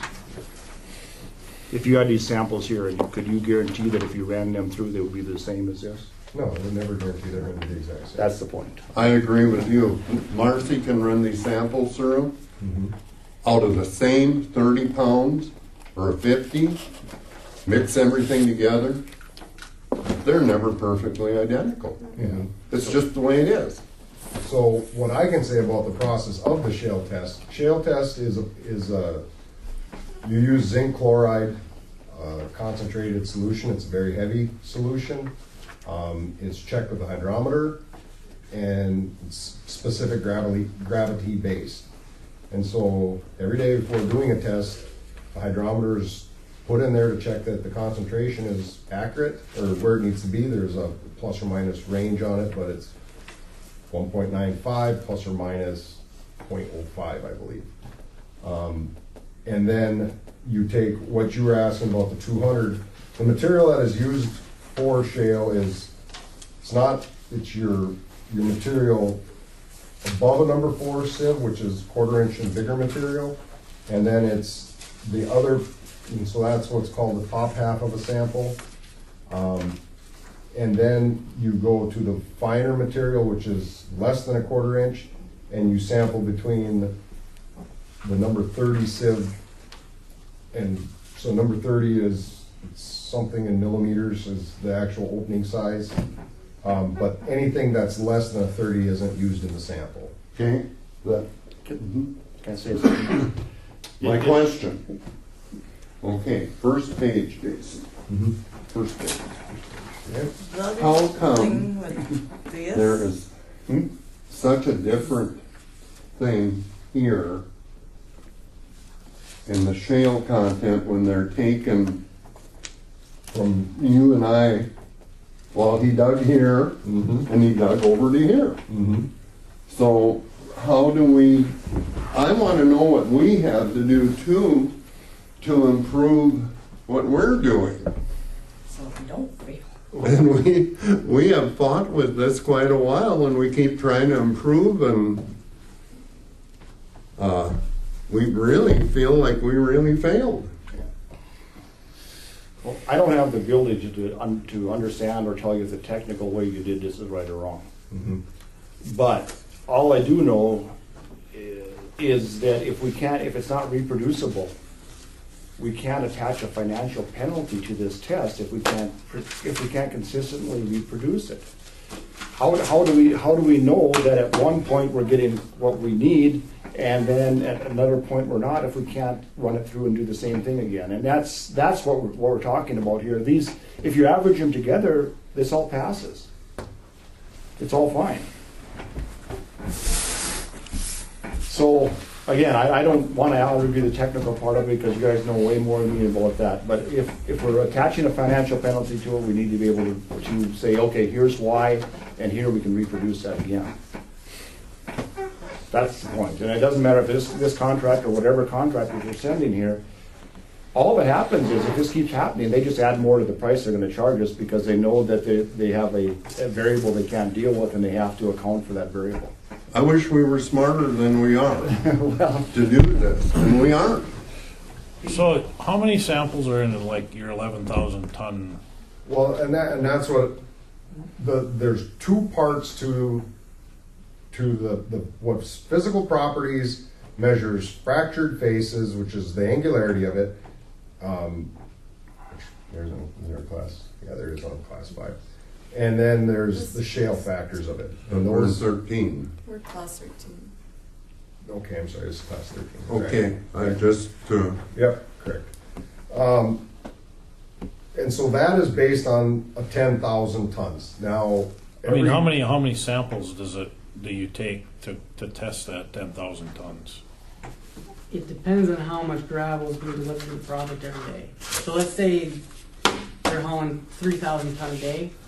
It takes 4 days to get over that 10,000. So Okay. then it'd be 4 times 3, 12 it's tests. production driven. So you take one sample a day. Yep. Essentially with that. With the amount. I mean, I don't know anything about gravel. I'm just thinking, okay, I'm going to fill a ship with grain, and I'm going to send that to Japan. And when it gets there, I need to know what's in there, or they're not going to pay me for it. I think we're going to take more samples than that. I don't think you can get accurate sampling with that little tiny bit of sampling. Can you? Well, and that's why the I mean, DOT uses the averages. Like, So when I'm dumping Average grain in a numbers. grain bin, I got a 10,000 bushel grain bin, not a very big grain bin. Several samples each truckload. Fill the bin, mix up that sample, take a sample out of that sample, that's a representative sample. If I took one sample out of one truck in that grain bin, I don't know what's in that bin. Just saying. That's a huge pile of gravel to take 3 samples out of. 5,000 ton a day is about what we were doing. It was about 200 There's loads, no 150 possible to way 200. that you can get consistency doing that. I Well- don't care who you are. And it's probably our fault, Troy. But I don't know how to change what we do. No, I don't. wish I I don't did. think you can. I think it just there has to be more sampling done. I think, and it has to be done the same way every time it's taken. Otherwise, you don't know what you got. We have no Working it and consistency left with what we're working. That is why she is testing all the time too. Right, but I mean, it seems like that's a problem But because you know there's going to be variability within the pile. Well, then at that point, if you don't take enough samples, it's a roll of the dice. I did not mean to take this much time from everybody. I don't think. I apologize for that because I know you have other things to do too. And we've probably worn out our welcome already, so Well, it's interesting. I don't know anything about it, but Now, as far as the gradation, which is typically where we have more issues, because typically we don't have this high of shale issues. Right. As Tom says, what you have left nearby. You're not gonna change what's in the we ground can't in change Griggs what's in the County. ground in Griggs County. But we can alter it, right, Jason? We can alter it You some. To some degree. But it's ending up at such a fine line, and the other part of it is every semi-load that is dumped out there, you can go from this load to this load to this load, They're gonna be different. and every one of them's gonna have a different content, and it shows right there with 3 feet. To an extent. If you look at any of the tests, your larger size rocks are all within a couple numbers. All of the tests are all within a few numbers. It's when you get into the smaller particles is when they varies. are Did this different all- worlds apart. And you run into, Jason, just like you said, Project? that fine I don't know. shale. Mhm. And does it go 200? Does it go shale? Where's it go? This is all out of Retzloff's, Yes. That's, yeah. all this stuff. All on one pile? Yes. Well, no. Part of it, we started out with last year's pile, and we got the deductions, remember, Jake? So we switched to the new pile. That's when Kyle came over, Ken came over, they took the samples, and they were good until we took it to the road and put it in a windrow. So what was the shale content if you averaged together all the samples for this project? Everything, I did have it here If you somewhere. add them up, every one of them, and what did you come up with? I think I was 1061. Oh, where did it go?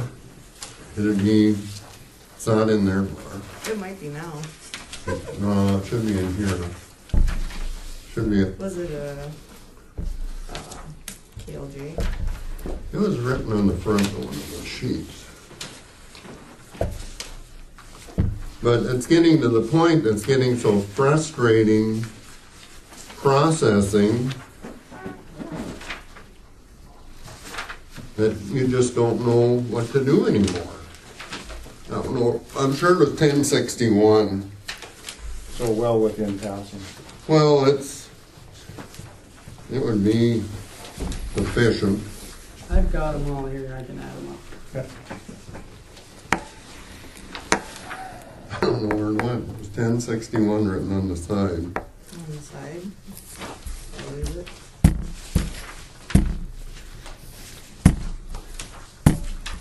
There, 1067. 1067. But again, That's averaging all your production, or everything that was involved today. Oh, just today's test? with what you're showing? No, I wanna, what came off the project they did, what That's what he's is adding it? up right here. What's this 1067, that's today. That's what, So Right. everything from this year was 14.4%. Everything from last year, out of that pit alone, was 11.8%. And rounding wise would make that a 12, which is right on the line. that's the line. And that is what we went by, but then again, we went from the same pile to failure.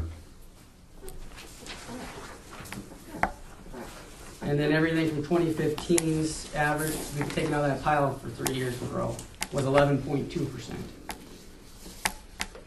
So 15, it was 11.2, Yep, 16, 11.8, and 17, 14.4. And there's, based on your lots there, you have a lot more material coming out this year than the other 2 years? Yeah, we had 12 lots this year. Looks like 6 lots in 2016 and 2 or 3 lots in 2015. So you can take out of that pit very much those first 2 years. But then again, we go back to all the other testing that we had done too. You know?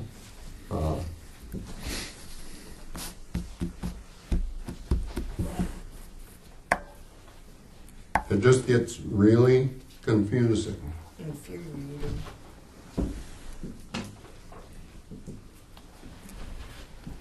No numbers, I guess in essence it is. So you average all that right now, and that's a 12.4, and what the deduction is based on this lot here is a 13 number. So, if that was a 12.5, it would be 13. Mm-hmm. So what changed that pile from 15 to 16 to 17? How it came out of the ground. It varies a lot, or I don't know how it was mixed or anything. I mean, Well, it's blended the same way through that whole pile. I mean, this thing travels 180 degrees. well, from 2015, it was a different pile, if I remember right. I think you That guys was put- the north one, which is what we started with this year again. But 2015 was 2 years ago. I think that was a separate pile. Oh, that was the west pile. Yeah, 16 and 17 are the same pile. Yep, Yeah, the big one. yep. Yeah. But it's, the way it's stacked is it's stacked in a ribbon back and forth. So I mean, it's consistent typically all the way through, because it pretty much lays everything out in ribbons back and forth the whole way. So they're typically within basically a couple points the whole way through from what we've found in our other projects we've done.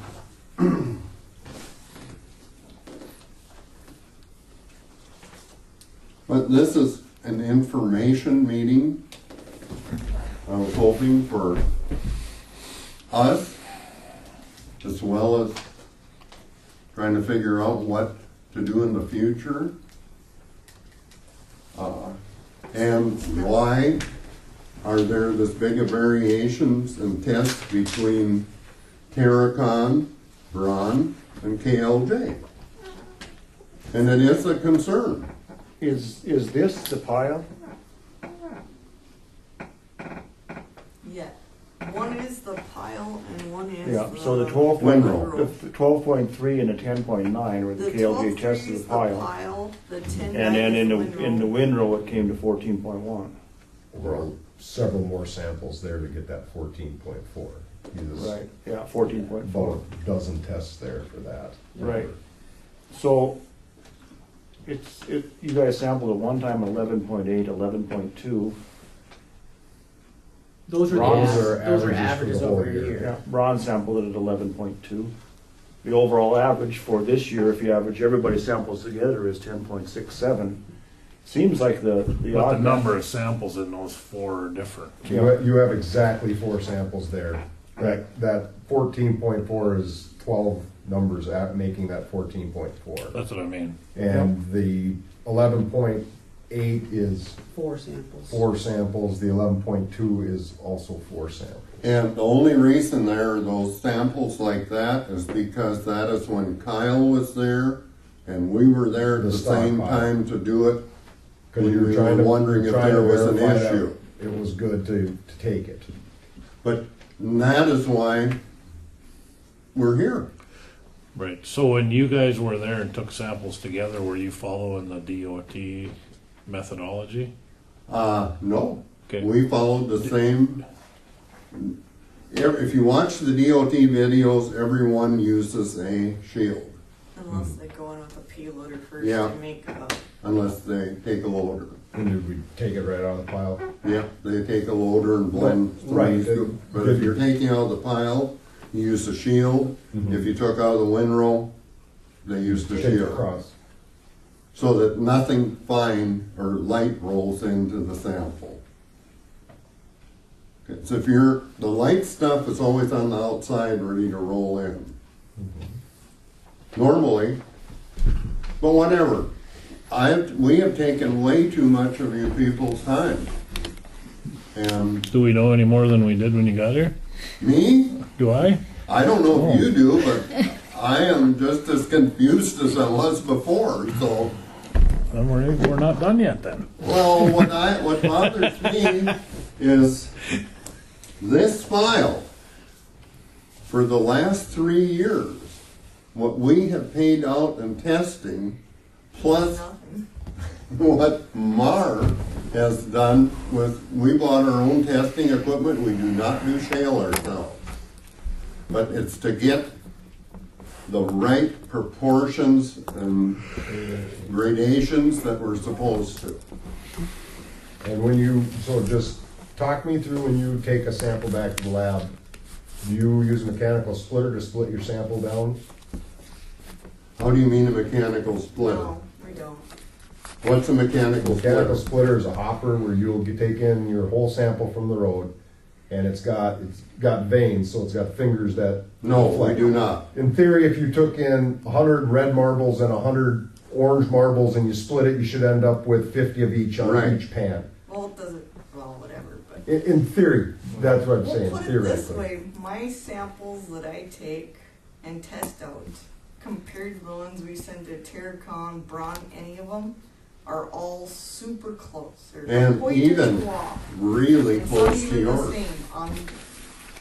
You know, our gradations are Right, good. I'm not So questioning that. whatever I'm doing, it compares really Well, closely but to so what when the you get a- people that do it for a living. So when you get a sample, though, and then what sample size do you run through? Do you run about a 5,000 I gram run a sample? 5,000 gram sample. And so how do you get that out of you? Because that's what the splitter does is you take a 50-pound potato But I'm sack. not doing shale. Well, we're here today for shale. It's the overall process is still the same. You It is use the same, but whatever, I just scoop out until I have 5,000 grams. We spread it out, okay. That's what I'm getting at. Do you take quarter? so many scoops in each spot Okay. until she has her 5,000. Okay. We don't just take and scoop out of the middle if that's No. what you're asking. Right, and quartering is a And is we a are weight. going off of my samples. We are going off of Braun and Terracon samples. Mine just give us a rough idea.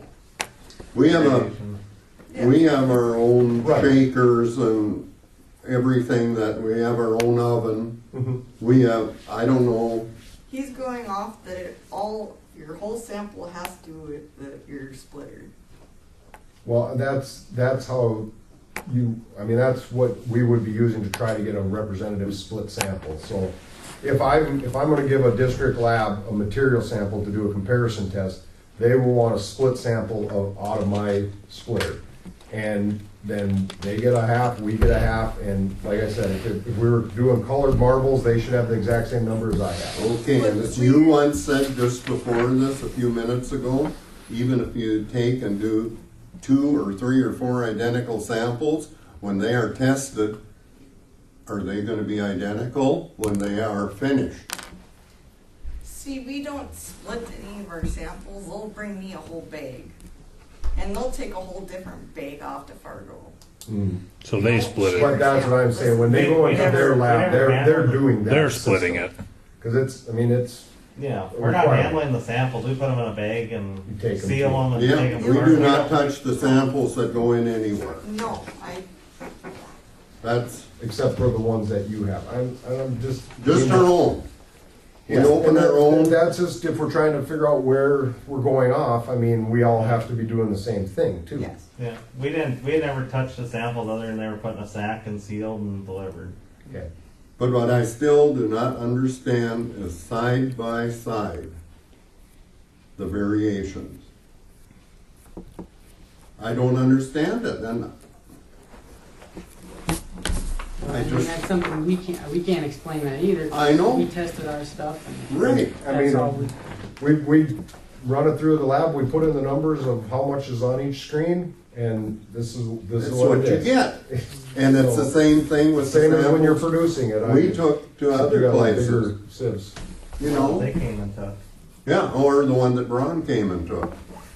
But it's funny how so much of it is kind of the same, except we end up with a shale issue. And the That's what you- 200 can be a real issue at times too, bouncing around. But, okay, Troy, Mr. Olson, Yes, sir. are you gonna throw us out now? Because I think it's time we leave. It's up to you. And We again- have a budget hearing at 6 o'clock, so I got nowhere else to be. Oh, really? Want to go You wanna go, I Wayne? wanna go. And we have to have testing, you agree with that? We have I to have testing. You know, have to have testing. no argument whatsoever. We had another contractor in here this year, and it seemed to make most of the samples. I think he was high, maybe on. He was high, and then he mixed a lower type of, he mixed the gravel from the pit over on the western side of the county with the gravel up here, brought the shale just under passing. Yep, Because you're mixing one that was 5% shale and one that was 13, 14% shale, so, and of course. What I wanna know is how when we bid projects or any of that, we go and take samples that need to be tested and everything turns out fine, and your preliminary ones turn out fine. well, but they you didn't don't do shale. But you don't do the shale. in the Last year they prelim. passed though. Yeah, But last year. But we do preliminary shale on everything and it passes, and then we get going and everything starts failing, what do we do? The only, The only thing I come up with is you started handling it more, and like I say, we're gonna take those samples, we're gonna take those acceptance samples always at the point of placement on the road. I'm not gonna ever deduct you out of a pile, cause that's not, in my view, the right way to do it. But I have as big a problem with a windrow as I do with a pile.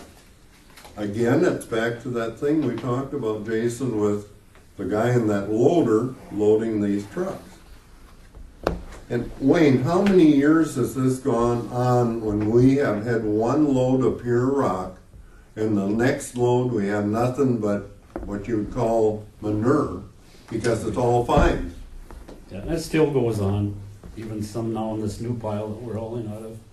Some of it's been real good, some of it was kind of fine. you It know. varies some. Yes, it varies, so, And that is done by a computer, but, you know? yeah. So I think that one of the main things we're asking for is help. Kinda shale you getting out of that pile in northern Barnes on Bald Hill Creek. There's a possibility there's gonna be something else. What do you mean? You mean the Mueller pit? Yeah. There's possibly gonna be something else very shortly that will be more convenient. Okay. Well, what is the shale running in that pit? The shale at Mueller's is, I think it's around 5. The There you shale, go. there's uber. But the 200 is The 200 wasn't bad either. part of it. Well, it's too high for a 5. Yes. And One was- Troy, did you manage to get up and down your hill after they dumped that stuff on it? Heck, yeah, You did? sure. Didn't go in the ditch or nothing? I already had it laid. You did. Yep. Lee got scared when he come down the hill. Did he? Yeah, he couldn't get slowed down. He thought he was gonna end up in your house. So can there be testing? He'd never been down there, huh? No. Can Tom this had been down be there certified for the roads by testing it in a file? It can be, I just, I mean, I've been a contractor of one sort or another all my life with the federal government, and we put materials on for them, not gravel, but we put fire retardant materials and things like that, and when we bid these projects, have to bid a certain grade of fire retardant material. And we buy that material and then it's certified, there it is. No doubt, when we put it through the airplanes, when it hits the ground, it probably separates, it isn't the same material it was when I put it in the airplane. This is kind of the same thing. If he has a pile here, and now he knows he has, let's just use this number, 10.9% shale, and he's bidding one of our projects for us, how is he supposed to take into account that it's not gonna be 10.9, it's gonna be something else when it gets to the road, and then how does he put an economic value to that? There's no way for any of our contractors to make a qualified business decision if they can't trust the product that they have. If they have to wait till the end, there's no way they can make a decision on what to put out there. well, I guess I would be very concerned about going into a job with an 11% shale.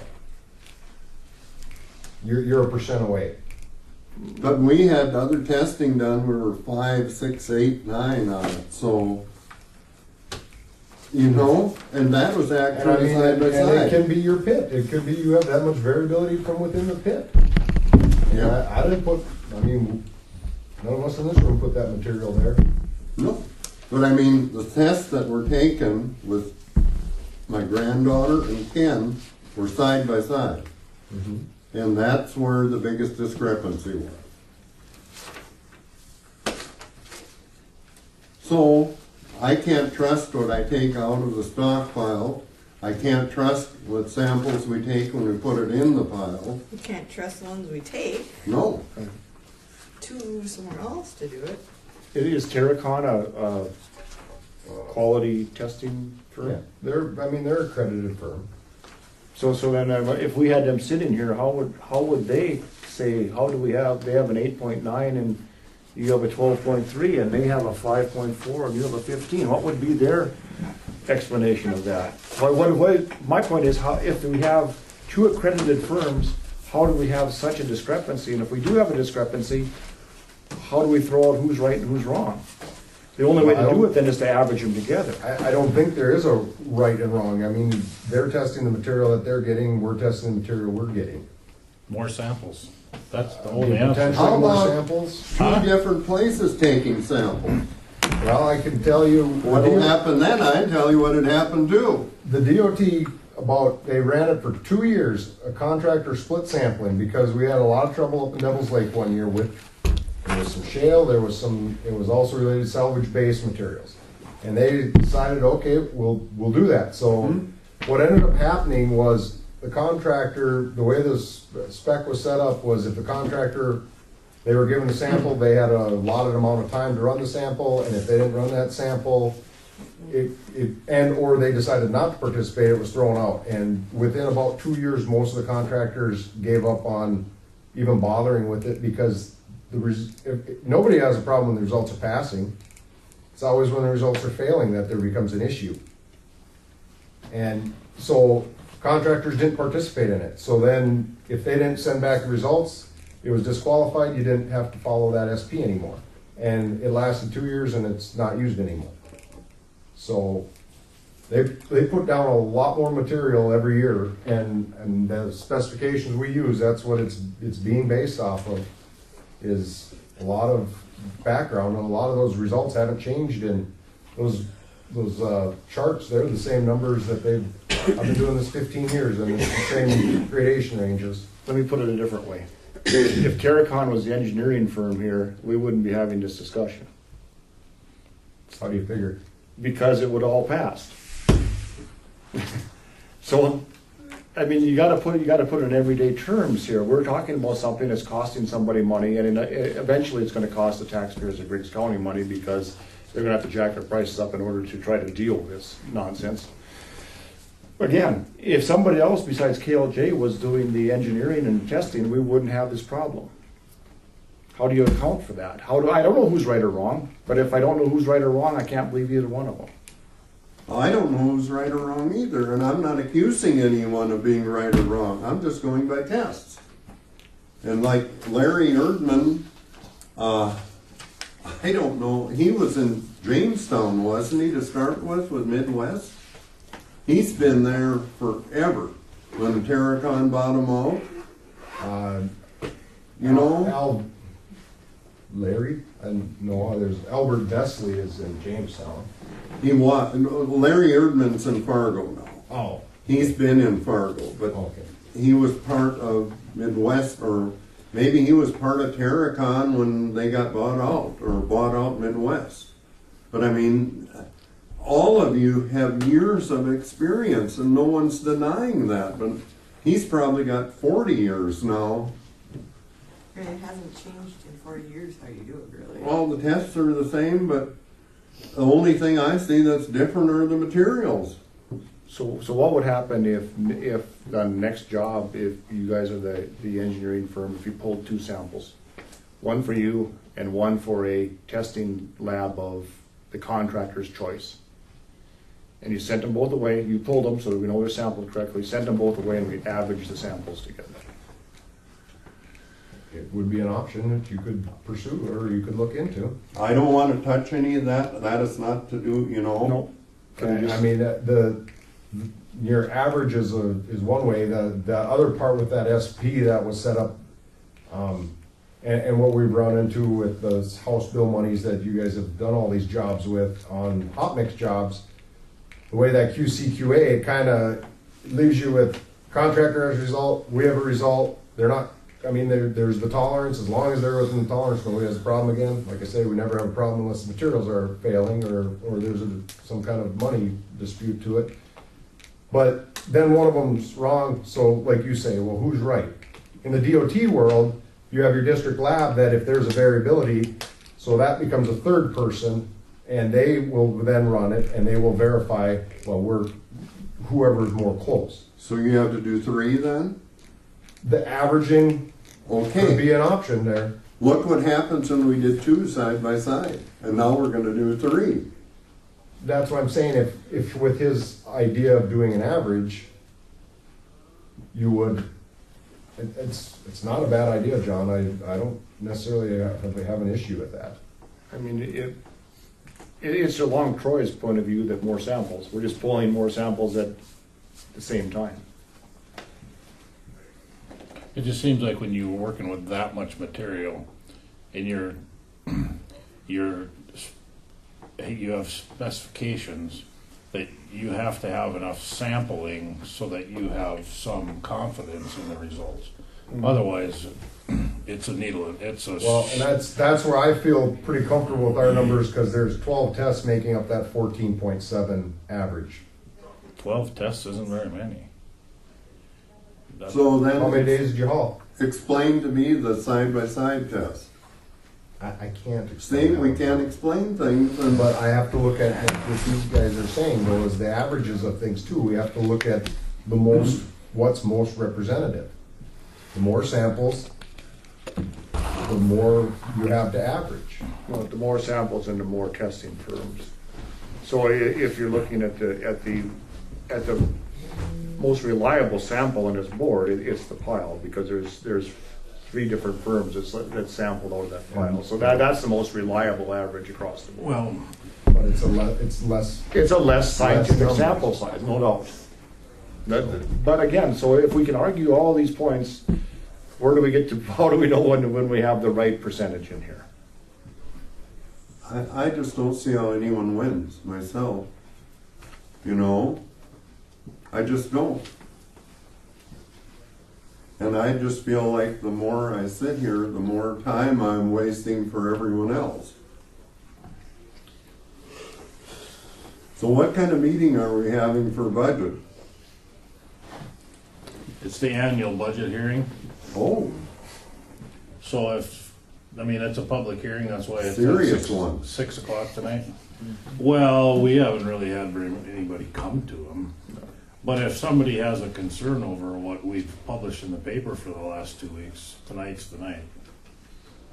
We can't raise the levy anymore, we can lower it, but So would it cost more money to do sampling like that? Would that be a big deal? Yes.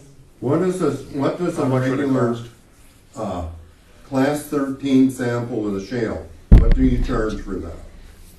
Well, it's like, There has to be a specific number for that test, because everyone else has one. well, we don't have rate sheets as like Braun, Terracon, or Braun and Terracon. They have their specific rate sheets where this is what that test costs. Our test is part of our fee that it's done throughout. So how do you determine what the cost of that is? I would say that it approximately is gonna be about $250 to, then if we have to do per sample, probably is in that $250 to $300 neighborhood. Okay, you should be happy to hear this then. Braun is $253. I don't Okay, know how much they charge to break a concrete cylinder, a lot more than everybody else. okay, so then you go to Terracon, and they are less. They are, I think I would have to look back, but I think it's about 180. And there was, 14 samples taken on this job? So do the samples end up costing Well, more they're money? 14 times 3. Times essentially 3. Now, if the material is passing, again, diving into a gradation part of the sample, which isn't what's in question here. That's why we haven't really talked about that, but that's his daily hauling, and there's 3 samples that we take. Now, if the very first lot we take it we again average all 3 tests and it passes, then the subsequent lots will still collect 3 samples, run 1. If it passes, then down the road we go. So if the material is good and gradations keep passing, we might test 1 test a day. Now, if it falls back out, then we have to run the full average again, because all the deductions again are based upon an average, to your point. May I ask one more question? Everything's based first? on an average. How were Saponiac's gradations? They They had deductions. they had on deductions on gradations. some of the Okay. gradations. Because I've talked to Jake several times throughout the summer, both of us have. And everyone is having issues wherever the gravel is coming from because there's nothing left to really work with. So all of us have issues. He needed to put more clay into the stuff up at Eberhard, a lot more clay, from what I understood. And then he had to dilute it with a little bit more of the gravel from Nelson's, didn't he? Yep, to get that shale down. Yep, to get it down. So, you know, everyone is gonna face deductions no matter what, the way it looks in the future. The only thing that will have to change, like if Jake comes back and bids if you do any more of these, he is gonna end up having to do the same as everyone else. We're all gonna have to go up to cover the deductions. It's just the way it is, and it's the way it is. That's the way the rules are. That's true, but you're sort. I mean, again, I can't change where you're set up and coming out of the pit. That's No, something no. you can change, but I can't tell you where you can take your material from. No, And I'm talking about cost. I'm talking about what the taxpayers are gonna have to pay for what they get. And the worst part with me, unfortunately, I do pay taxes in this county. Plenty of taxes. And I shouldn't say unfortunately, because we have done terrific with Griggs County, and I think overall they've been happy with most of the stuff we've done for them. But it's gonna just cost everyone a little more money. And then one thing to note with that too is there have been deductions the last 2 years on different, I mean, Knife River had some last year. Oh, I yeah. remember, I think you guys maybe had a few, I mean, not. We had a few on the Macville Road to start with, and we had to do the same thing there. We had to take and dig out clay basically out of the water to blend in with the gravel. But what I'm saying is, since the first year, I think we're paying around $11 to $12 a ton, and now we're down at less than $8 a ton. $7.95 was the Yeah. lowest we did. So, in theory, so far we haven't seen a price increase. There's enough work. Everybody wants some, Yeah, and I don't want to put a contractor out of business. That's not No. our prerogative at all. well, and I think at the But end of the day, I mean, from our end, the deductions do nothing to us. I mean, No. no. that's The deductions will eventually show up the, at the county the and testing is contractor. protecting the owner at the end of the day. Yep.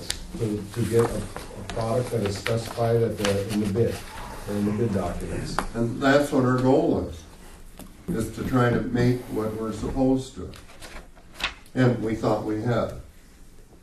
And we failed. But not by the samples we had taken to start with, so, and not from last year's sample. But anyway, I want to thank everyone very much for their patience with us. And I hope we have not created any Jake and Jason and Wayne. I just hope we haven't caused, we need information, my family does, to continue what they're doing. And we just need to do what we need to do to try to make things work. And we thought we had this year by the information we'd gotten from the previous testing. So, if anyone has any questions for Marcy, Tim, or I, Jake, No. Jason, Nope. I mean, I hope you guys don't take it personal at all. Obviously, we do the same thing on every project. Hey. So we're not, Do I treat you any differently, Jake, than ever before? of course not. Other than I didn't pick on you today. I guess my only concern is that the results aren't reproducible. And that's my concern with anything where we're assigning a financial penalty to something that we can't duplicate over and over again. That doesn't seem equitable for anybody involved. And, you know, if you're speeding and they get you at the radar and it's 56 miles an hour, then you should be, you have to, the right to make sure that the radar is 56 miles an hour every time you're going that speed. This is the same thing. How do they make a business decision? How does anybody make a business decision when this is so variable? We made a poor one, John. I guess I would say if you have stockpiles with 10%, 11% shale in it, you probably need to add some rock or something to try to bring it down. We did, and we brought it down. But did it help us? We did it, Jason. We did it. We followed everything we should have. I think they held 180, I think, loads of rock in for that stockpile. And crushed into it. And it was From when, I guess? What This year. This year? And Well- we had some last year. Well, they held in about the same last year. Yeah. Because we use a metering bin to meter in, Some ad rock is your, you know. Yeah, we metered into the crushers they're processing. And we thought we were, you know, kind of had this stuff figured out. But according to the tests we had checked, we should have been okay with no problem. You have 3-4 points to work with. Well, what was the one? 5.4 or something, and 8.9. 8.9 was another. 5.4 was the one. And we thought we had it covered. And again, it was Troy is going to fall asleep. No, I'm not falling asleep. Just boring him. No, I'm just thinking. But again, thank you. And do you want me to work with Wes to start with on this one? We have to fill out a completely new, Finish it with the sheriff's office being he started, and Bob done previously.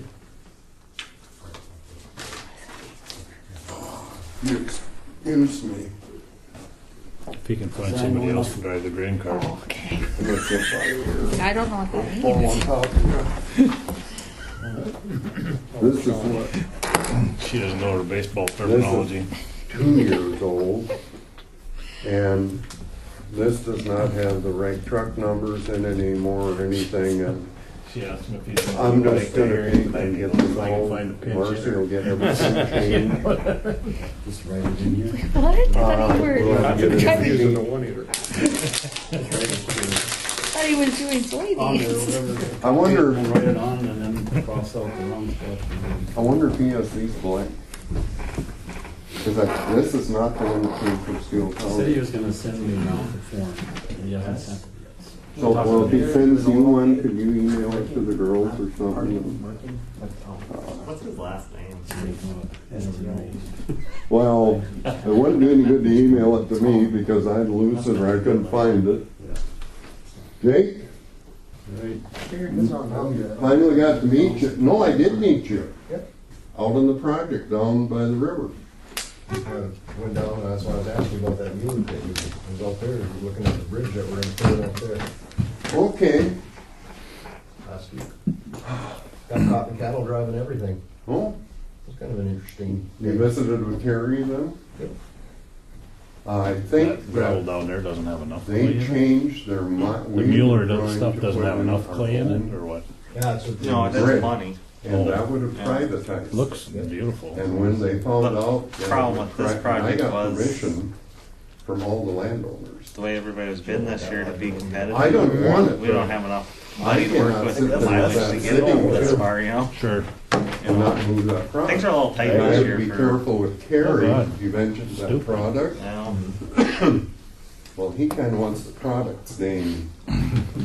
That gravel know. just has a lot of rock in it though. So, but the thing is what we're gonna do is, It looks like really nice if this gravel. goes It is good on, gravel. we are gonna be dragging rocks. See, and I don't think that would Up necessarily here, make the out gradation there, for this too. either. No. But we had a It's bunch on of a rocks couple over by the points James for- River we've been trying to use up. That exact spec.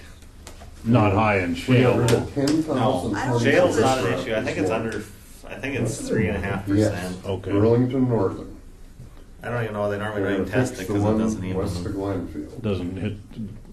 And Yeah. I can't Hit the believe meter. it.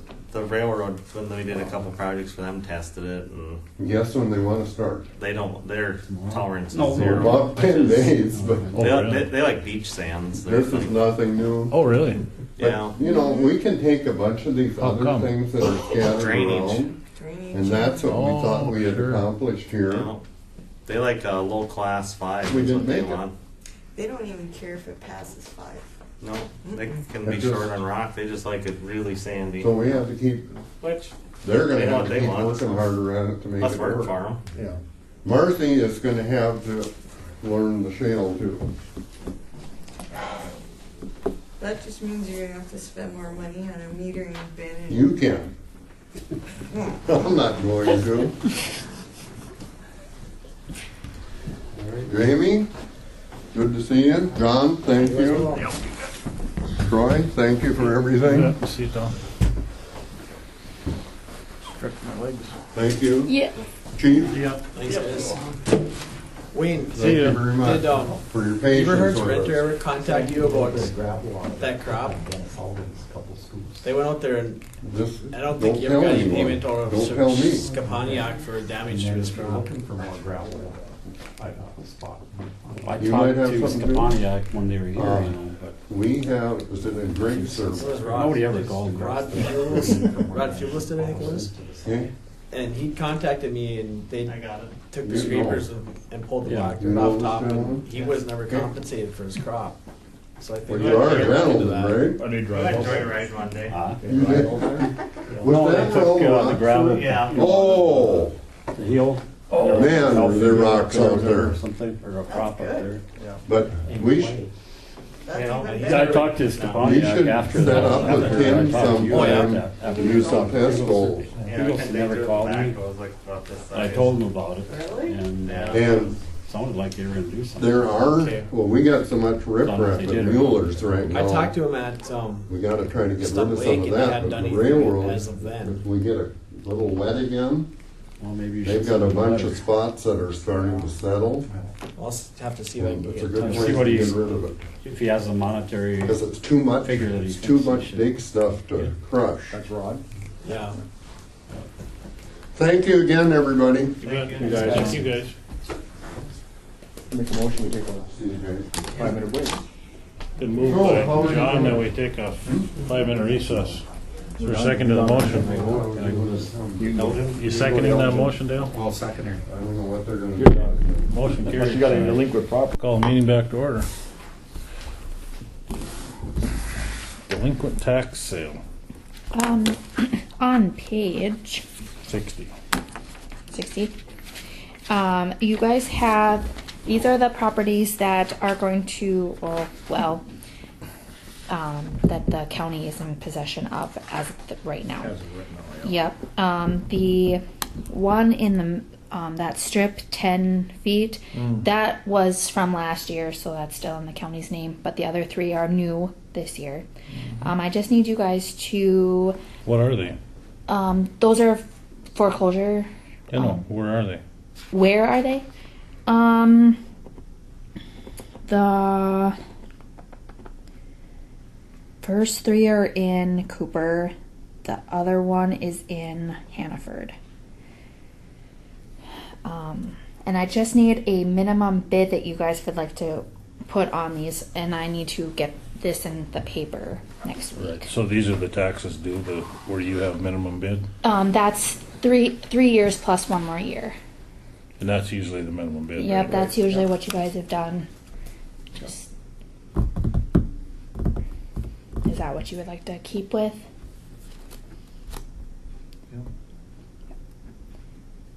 Okay. Okay, sounds Great. So I'll make a motion that we set the minimum bid at the delinquent taxes plus 1 year. Been moved by John to set the minimum bid at the delinquent taxes plus 1 year. Is there a second to the motion? Second that. Seconded by Dale. Is there any discussion? Any discussion? Any further discussion?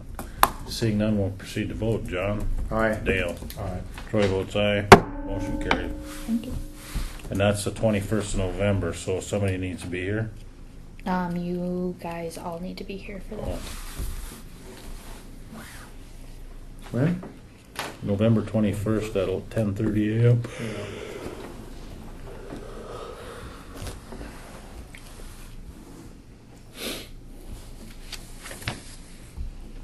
Did you talk to Mr. Hanson? I did. He said that he would be willing to go again. At 1:30, you said? 10:30. Yeah, that's it.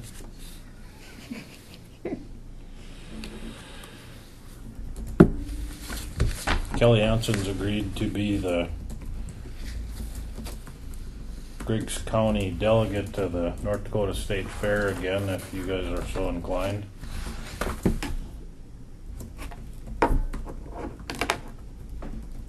I'll make a motion, we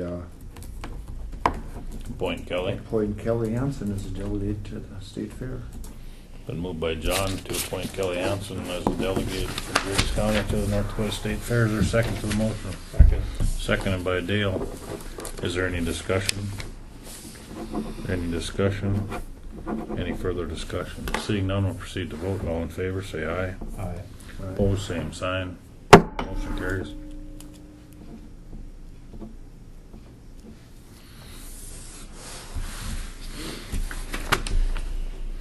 Day after Thanksgiving, that must be yours. Yep, I'm just gonna let you guys know that I did take the, Consensus. yep, of everybody, and they are willing to take a vacation day for that day, so the offices will be closed that day. Okay. Zon property. I just printed one picture, but this is I took it, so I know what it looks like. right. Tomorrow, the 60 days is up, and to clean that property, and so I had Troy drive by there, and he took this picture, whatever, of what it looks like.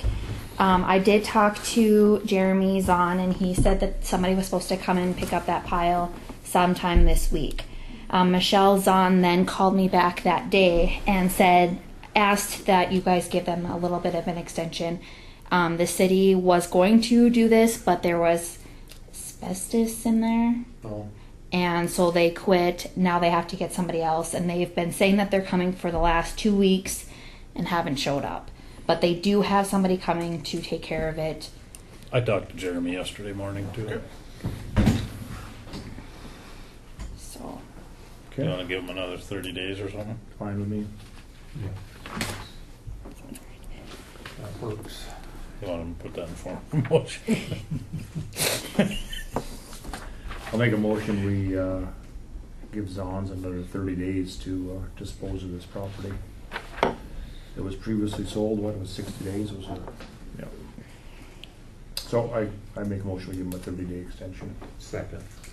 Been moved by John, seconded by Dale to give Jeremy Zahn a 30-day extension on cleaning up the lot that he purchased from the county. Is there any discussion? Any discussion? Any further discussion? Seeing none, we'll proceed to vote. All in favor, say aye. Aye. Opposed, same sign. Motion carried. Sale of county property. Kenneth Rickford purchased one of the other properties that the county owned for delinquent taxes. He paid the minimum bid for last year, and I just need you to sign the deed. We've brought this to you guys. Because the year redemption is up, Yep. and now we can turn to get the deed. Yep.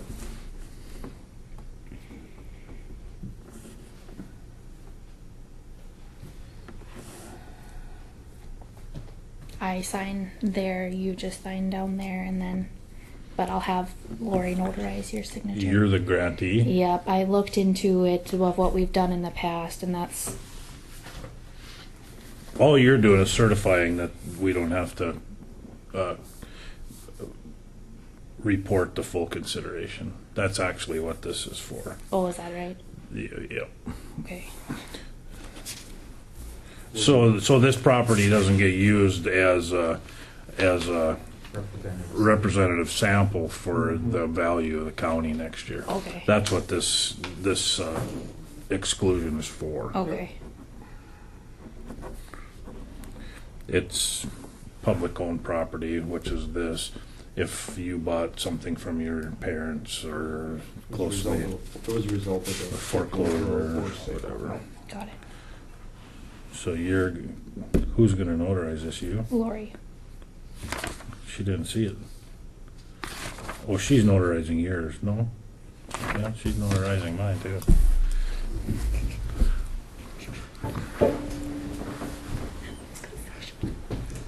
It's gonna make me newsletter.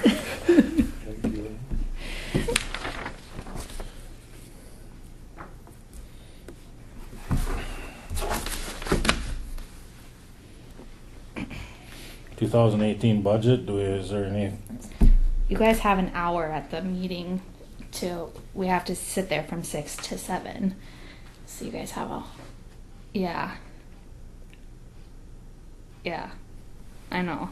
So you guys have to sit there for an hour, so I mean, if you guys have any discussion. We don't have anything to change, do we? Or we're done.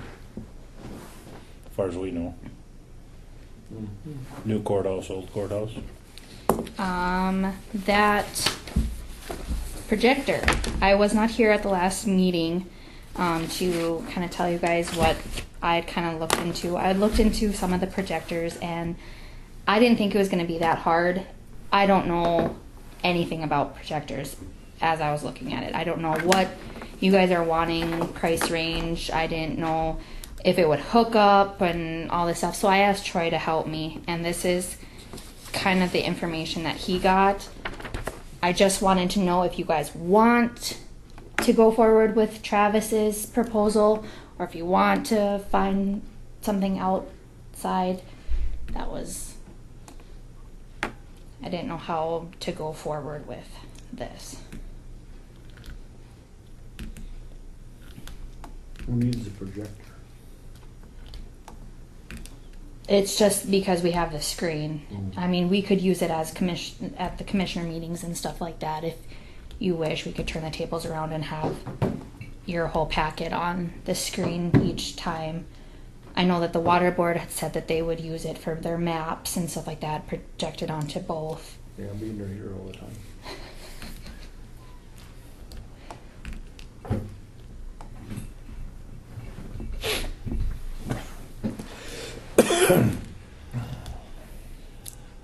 I don't know, it seems like anybody coming in here that wants to use a projector will bring their own anyway and just use the screen. I mean, it's because no one knows how to use it. Little projector for your. It's only if we have a use for it. I don't. But I mean, maybe you guys do. I don't. I do better with that. And it can be done at any time. Right. I don't know that we need to have one suspended up there, and this one that I found, I mean, the guy'd buy an HDMI cable and hook it up to the laptop and plug it in Right. and have it sitting there and shoot it at the screen. I don't know. Well, that's how everybody does it. I mean, PowerPoints, everybody just has their laptop and a little projector, and they sit at there and that's it. Yeah. Do nothing for now. Yeah. I mean, we can always do something later if we find a need. The cooling in the server room. We had Schultz come in and look at it or whatever because the AC unit stopped and they couldn't find anything wrong with it. It started back up, so now it's working or whatever. We had to pay like $300 and something just for them to come out and look at it. Are you guys wanting to pursue anything else, or just? Well, when we leave the door open, it stays cool, right? Yeah, I just blow a fan, but do you want to? So there's nothing wrong with the air conditioner? Not at this point. I mean, it stopped, it quit, and then it started up again. I don't know what happened. They couldn't find anything wrong with it.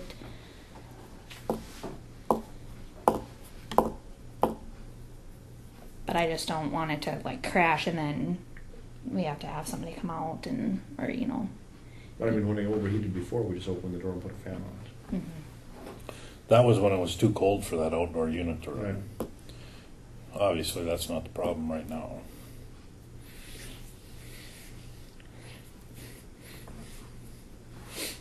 It may be the first heat pump I've ever seen magically repair itself. That AC unit? Really? It, like, I went in there and it was hot as blazing in there. And So what did you do? How did you get it going again? I didn't do a thing. The next day I opened the door, put a fan on it. The next day we went in there with Schultz and I said, well, it's working.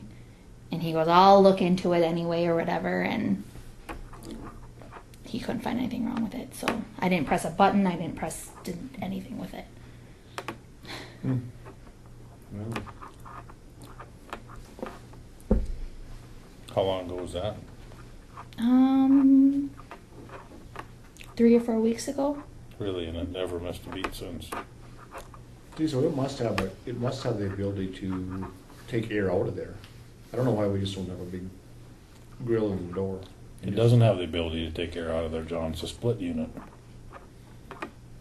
But if it's pumping air in, the air has to go somewhere. It's not pumping air in. It's just pumping cool thin. Well, it's still air. It's just recirculating air that's in there. It's the same as this thing. Mm-hmm. Oh, the one of those is in there. Mm-hmm. Oh. It's just a little split unit heat pump But where's it dumping the hot air then? outside. But it's not air. It's just coolant Right. going outside.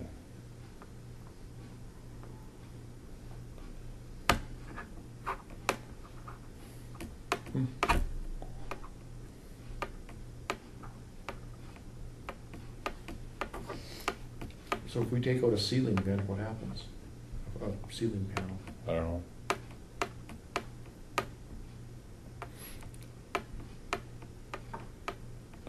Not much. Because I don't know that this ceiling is a ceiling in a vacuum. Well, it must be because. Oh, it's a wild return. Right, it must be. So it would take in air if there's something running in the building, one of the 9. Actually, I don't think there's ceiling panels in there. I think it's sheetrock. But I mean, if you cut a vent into the ceiling, Oh, that's sheetrocked in there? I think so. Oh, fire barrier. Cut a vent in the ceiling, cut a vent down on the floor. You would think it would pull it out. You'd think it would keep it cool. Yeah, I don't know.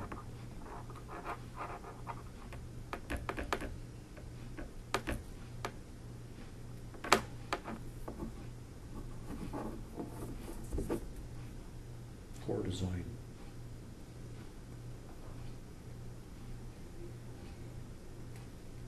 Mm-hmm.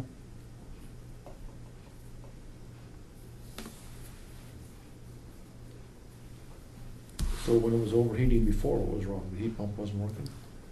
Air conditioner wasn't working? It was too cold outside. The outdoor unit on the heat pump thermostatically Kicked off.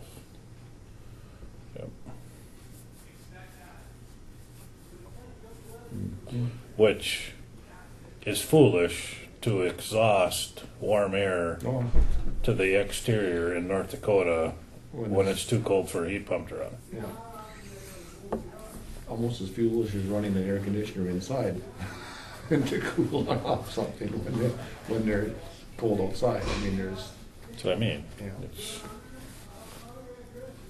Well, let's see if it keeps running.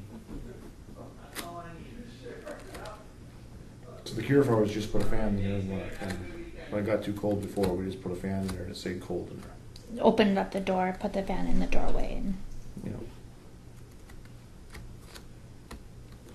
So there must be air coming back out of there somehow then. You can put air, or you blow an air out or in. Doesn't matter. It's pushing it in the bottom and it's just free flowing out the top, I suppose.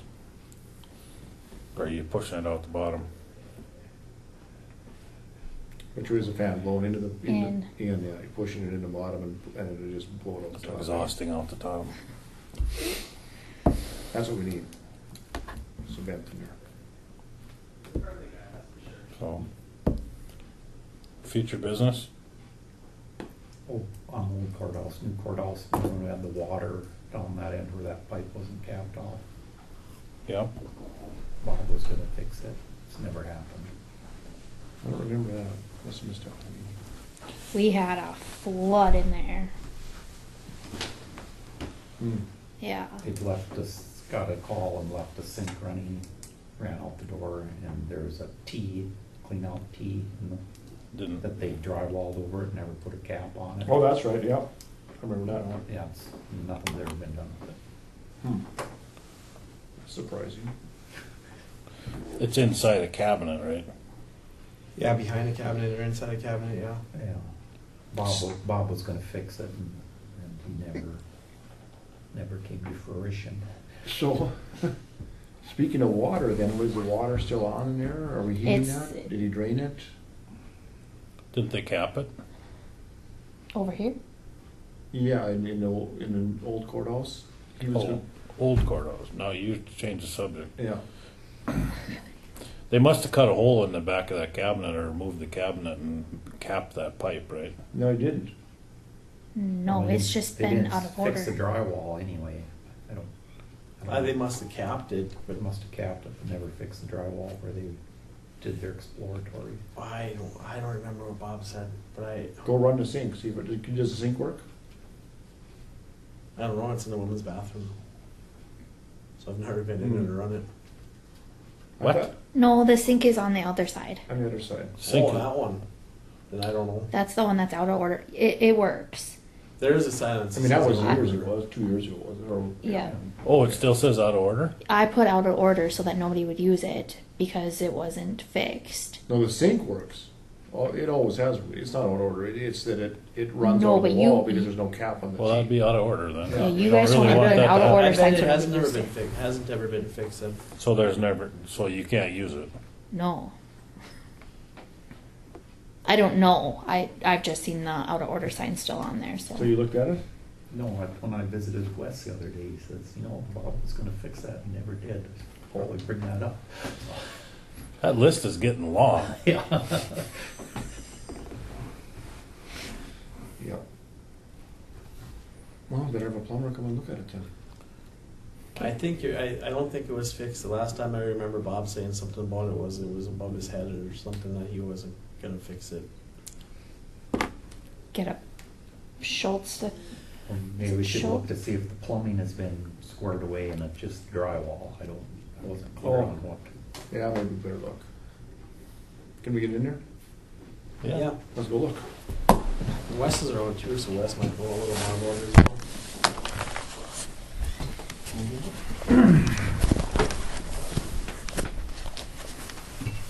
Would you like to come?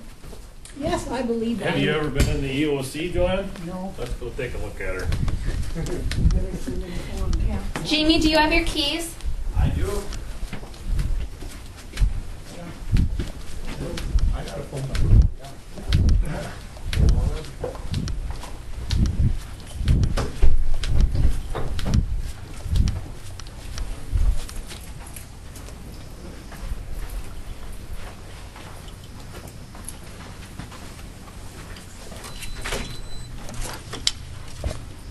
You're coming to take a look at your sink.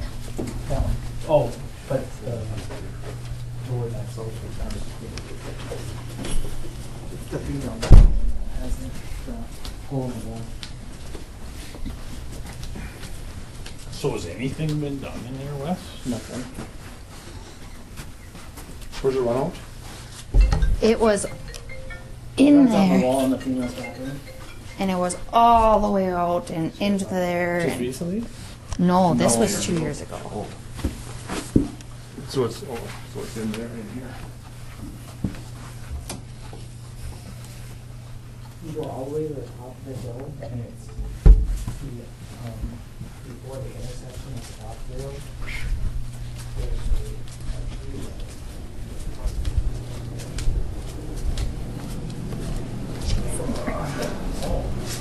Somebody did cut it open. Yeah. So they fixed that, They fixed it. or what? I think so. I think this is it.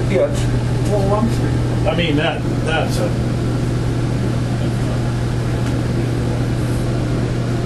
You know what I think? If I remember right, didn't Jay Breckheimer come and fix it? Because No he idea. had did the plumbing for Olson's. I think Jay Breckheimer did come and fix the plumbing. Wasn't a fix. Run the water, Troy. Or they just put a sleeve on it? Yeah.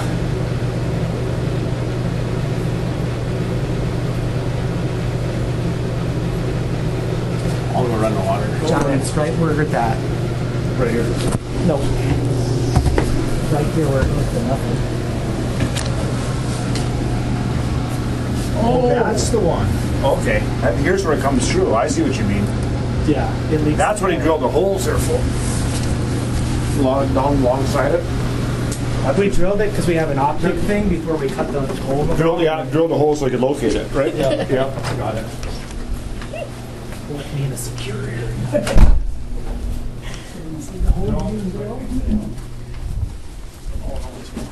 right there. I think it's actually this hole. It's right here. There's a, John, there's a hole right here. On this side. It's right here. Right on the edge of a. No, is it that far away? I thought it was right here. I think it's that hole right there, isn't it? Let me go, I'll look. I think it's this hole right 6 inches away. here. John, I got a flashlight. I'll shine it in. If I remember right, it comes right into the I think it's this edge hole of the right cabinet. here. The cabinet goes like this. Yeah, I think Bob said something about having to take that cabinet out, or Yeah. I think, if I remember right, that's how it was. Kind of couldn't have been in a worse place for doing a fixie. Yeah, Troy, where are you at? Right here? Yep. My finger? Yep. Troy? Yep. Pull it. How far, okay, I see your knife. So it's right there. Okay. It's just right here. So if a guy had a hole saw and cut a hole in there, a guy could just glue it. Yeah, cap on it. Yeah, it's this far over from. Yeah. It's right there. Yeah. You need a 3-inch hole saw, Yep. 2.5 inch. Well, I don't know where the size is. You can see the flange in the big hole down below. You can see the edge of it. Yep. If a guy drilled in there in the middle of that pipe, you could just go to Rick's and get a couple PVC. You get a threaded union and a cap and screw it in there. I was pretty sure that at some point Jay Breckheimer was supposed to come and fix it. I thought that's what Bob said, because he was the one that did the plumbing back here for Wilson. Is that sealed along that wall? It's There's only 4 screws. Jay Breckheimer's not even a plumber anymore. I don't think He's so. a guy. The guy, isn't he? Yeah. A Buntell's Lake, and he wasn't a very good plumber anyway, so. I heard him.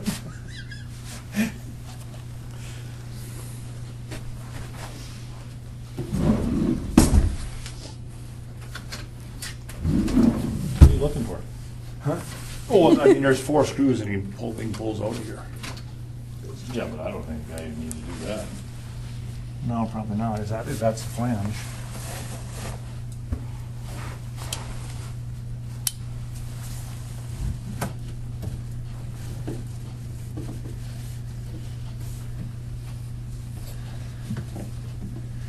Yep. Hole saw.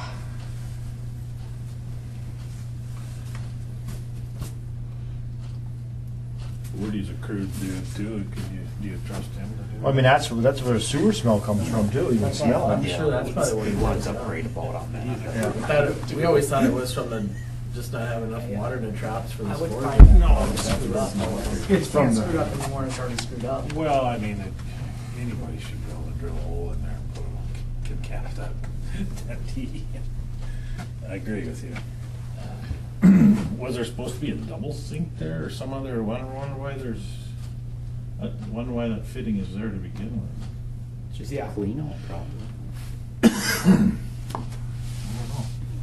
Yeah, it might be. Someone not paying attention. And then obviously dry to all over it, or in my spots. Yeah, the drywall, we're watching too close either.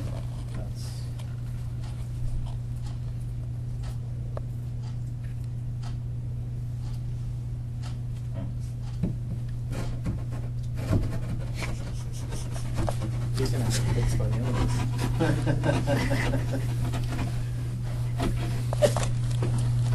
He's gonna get his Leatherman out and cut all around that baby? Yeah. He had it out down there. Wait till he gets his whole leather man kicked out. Takes off his leather man wristband.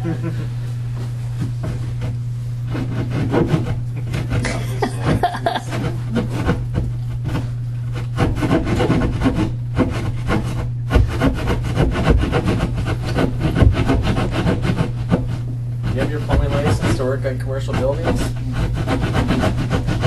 don't think you need a license to do that. I wonder if you just got the drywall over it, you could, if there would be enough room to slip something over it. You slip it on there and glue it. I think it's, You get that? I think it has to sit inside. I don't think there's drywall back there. Yeah, there is. Is there? Okay, it'll work. That cut is on that side. So it would just be right. Right. The pipe's right here. So we just take a hole saw and put it about right. This cut is about that far away from the flange, so it's this side. So if we just took a, Damn cheap, lot cheaper than taking that whole cabin out. right. Well, you can't see anything. No, I mean, you can't even wash your hands. You can throw those cleaning supplies that never get used in front of it.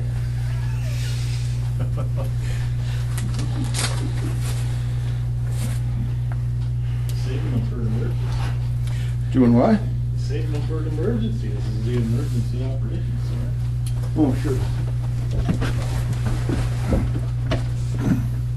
Do I need to put this in the minutes? John fixes. You seen the front page was pretty much good? Yeah, they said they did that to show the world what it would be like if there was no news. It's not there, but that's what they Well, I saw it already, yeah. I saw it at the cemetery.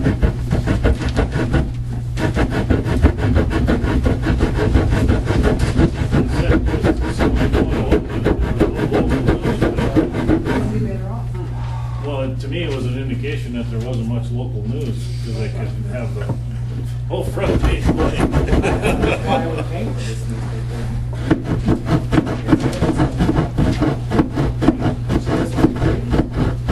I didn't pay for it, I just looked at it on the shelf.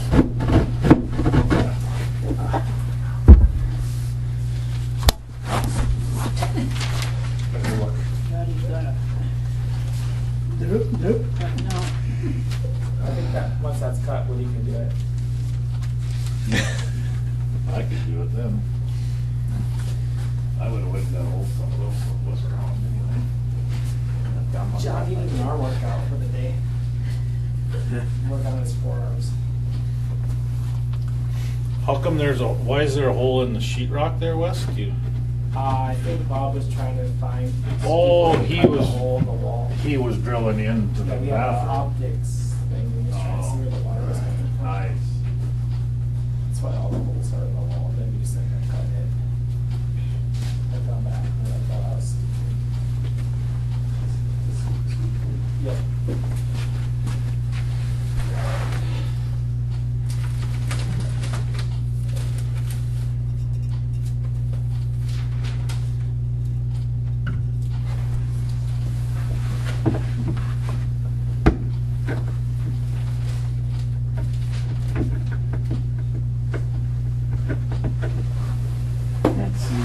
have a drill, do you, Jimmy? No, I don't.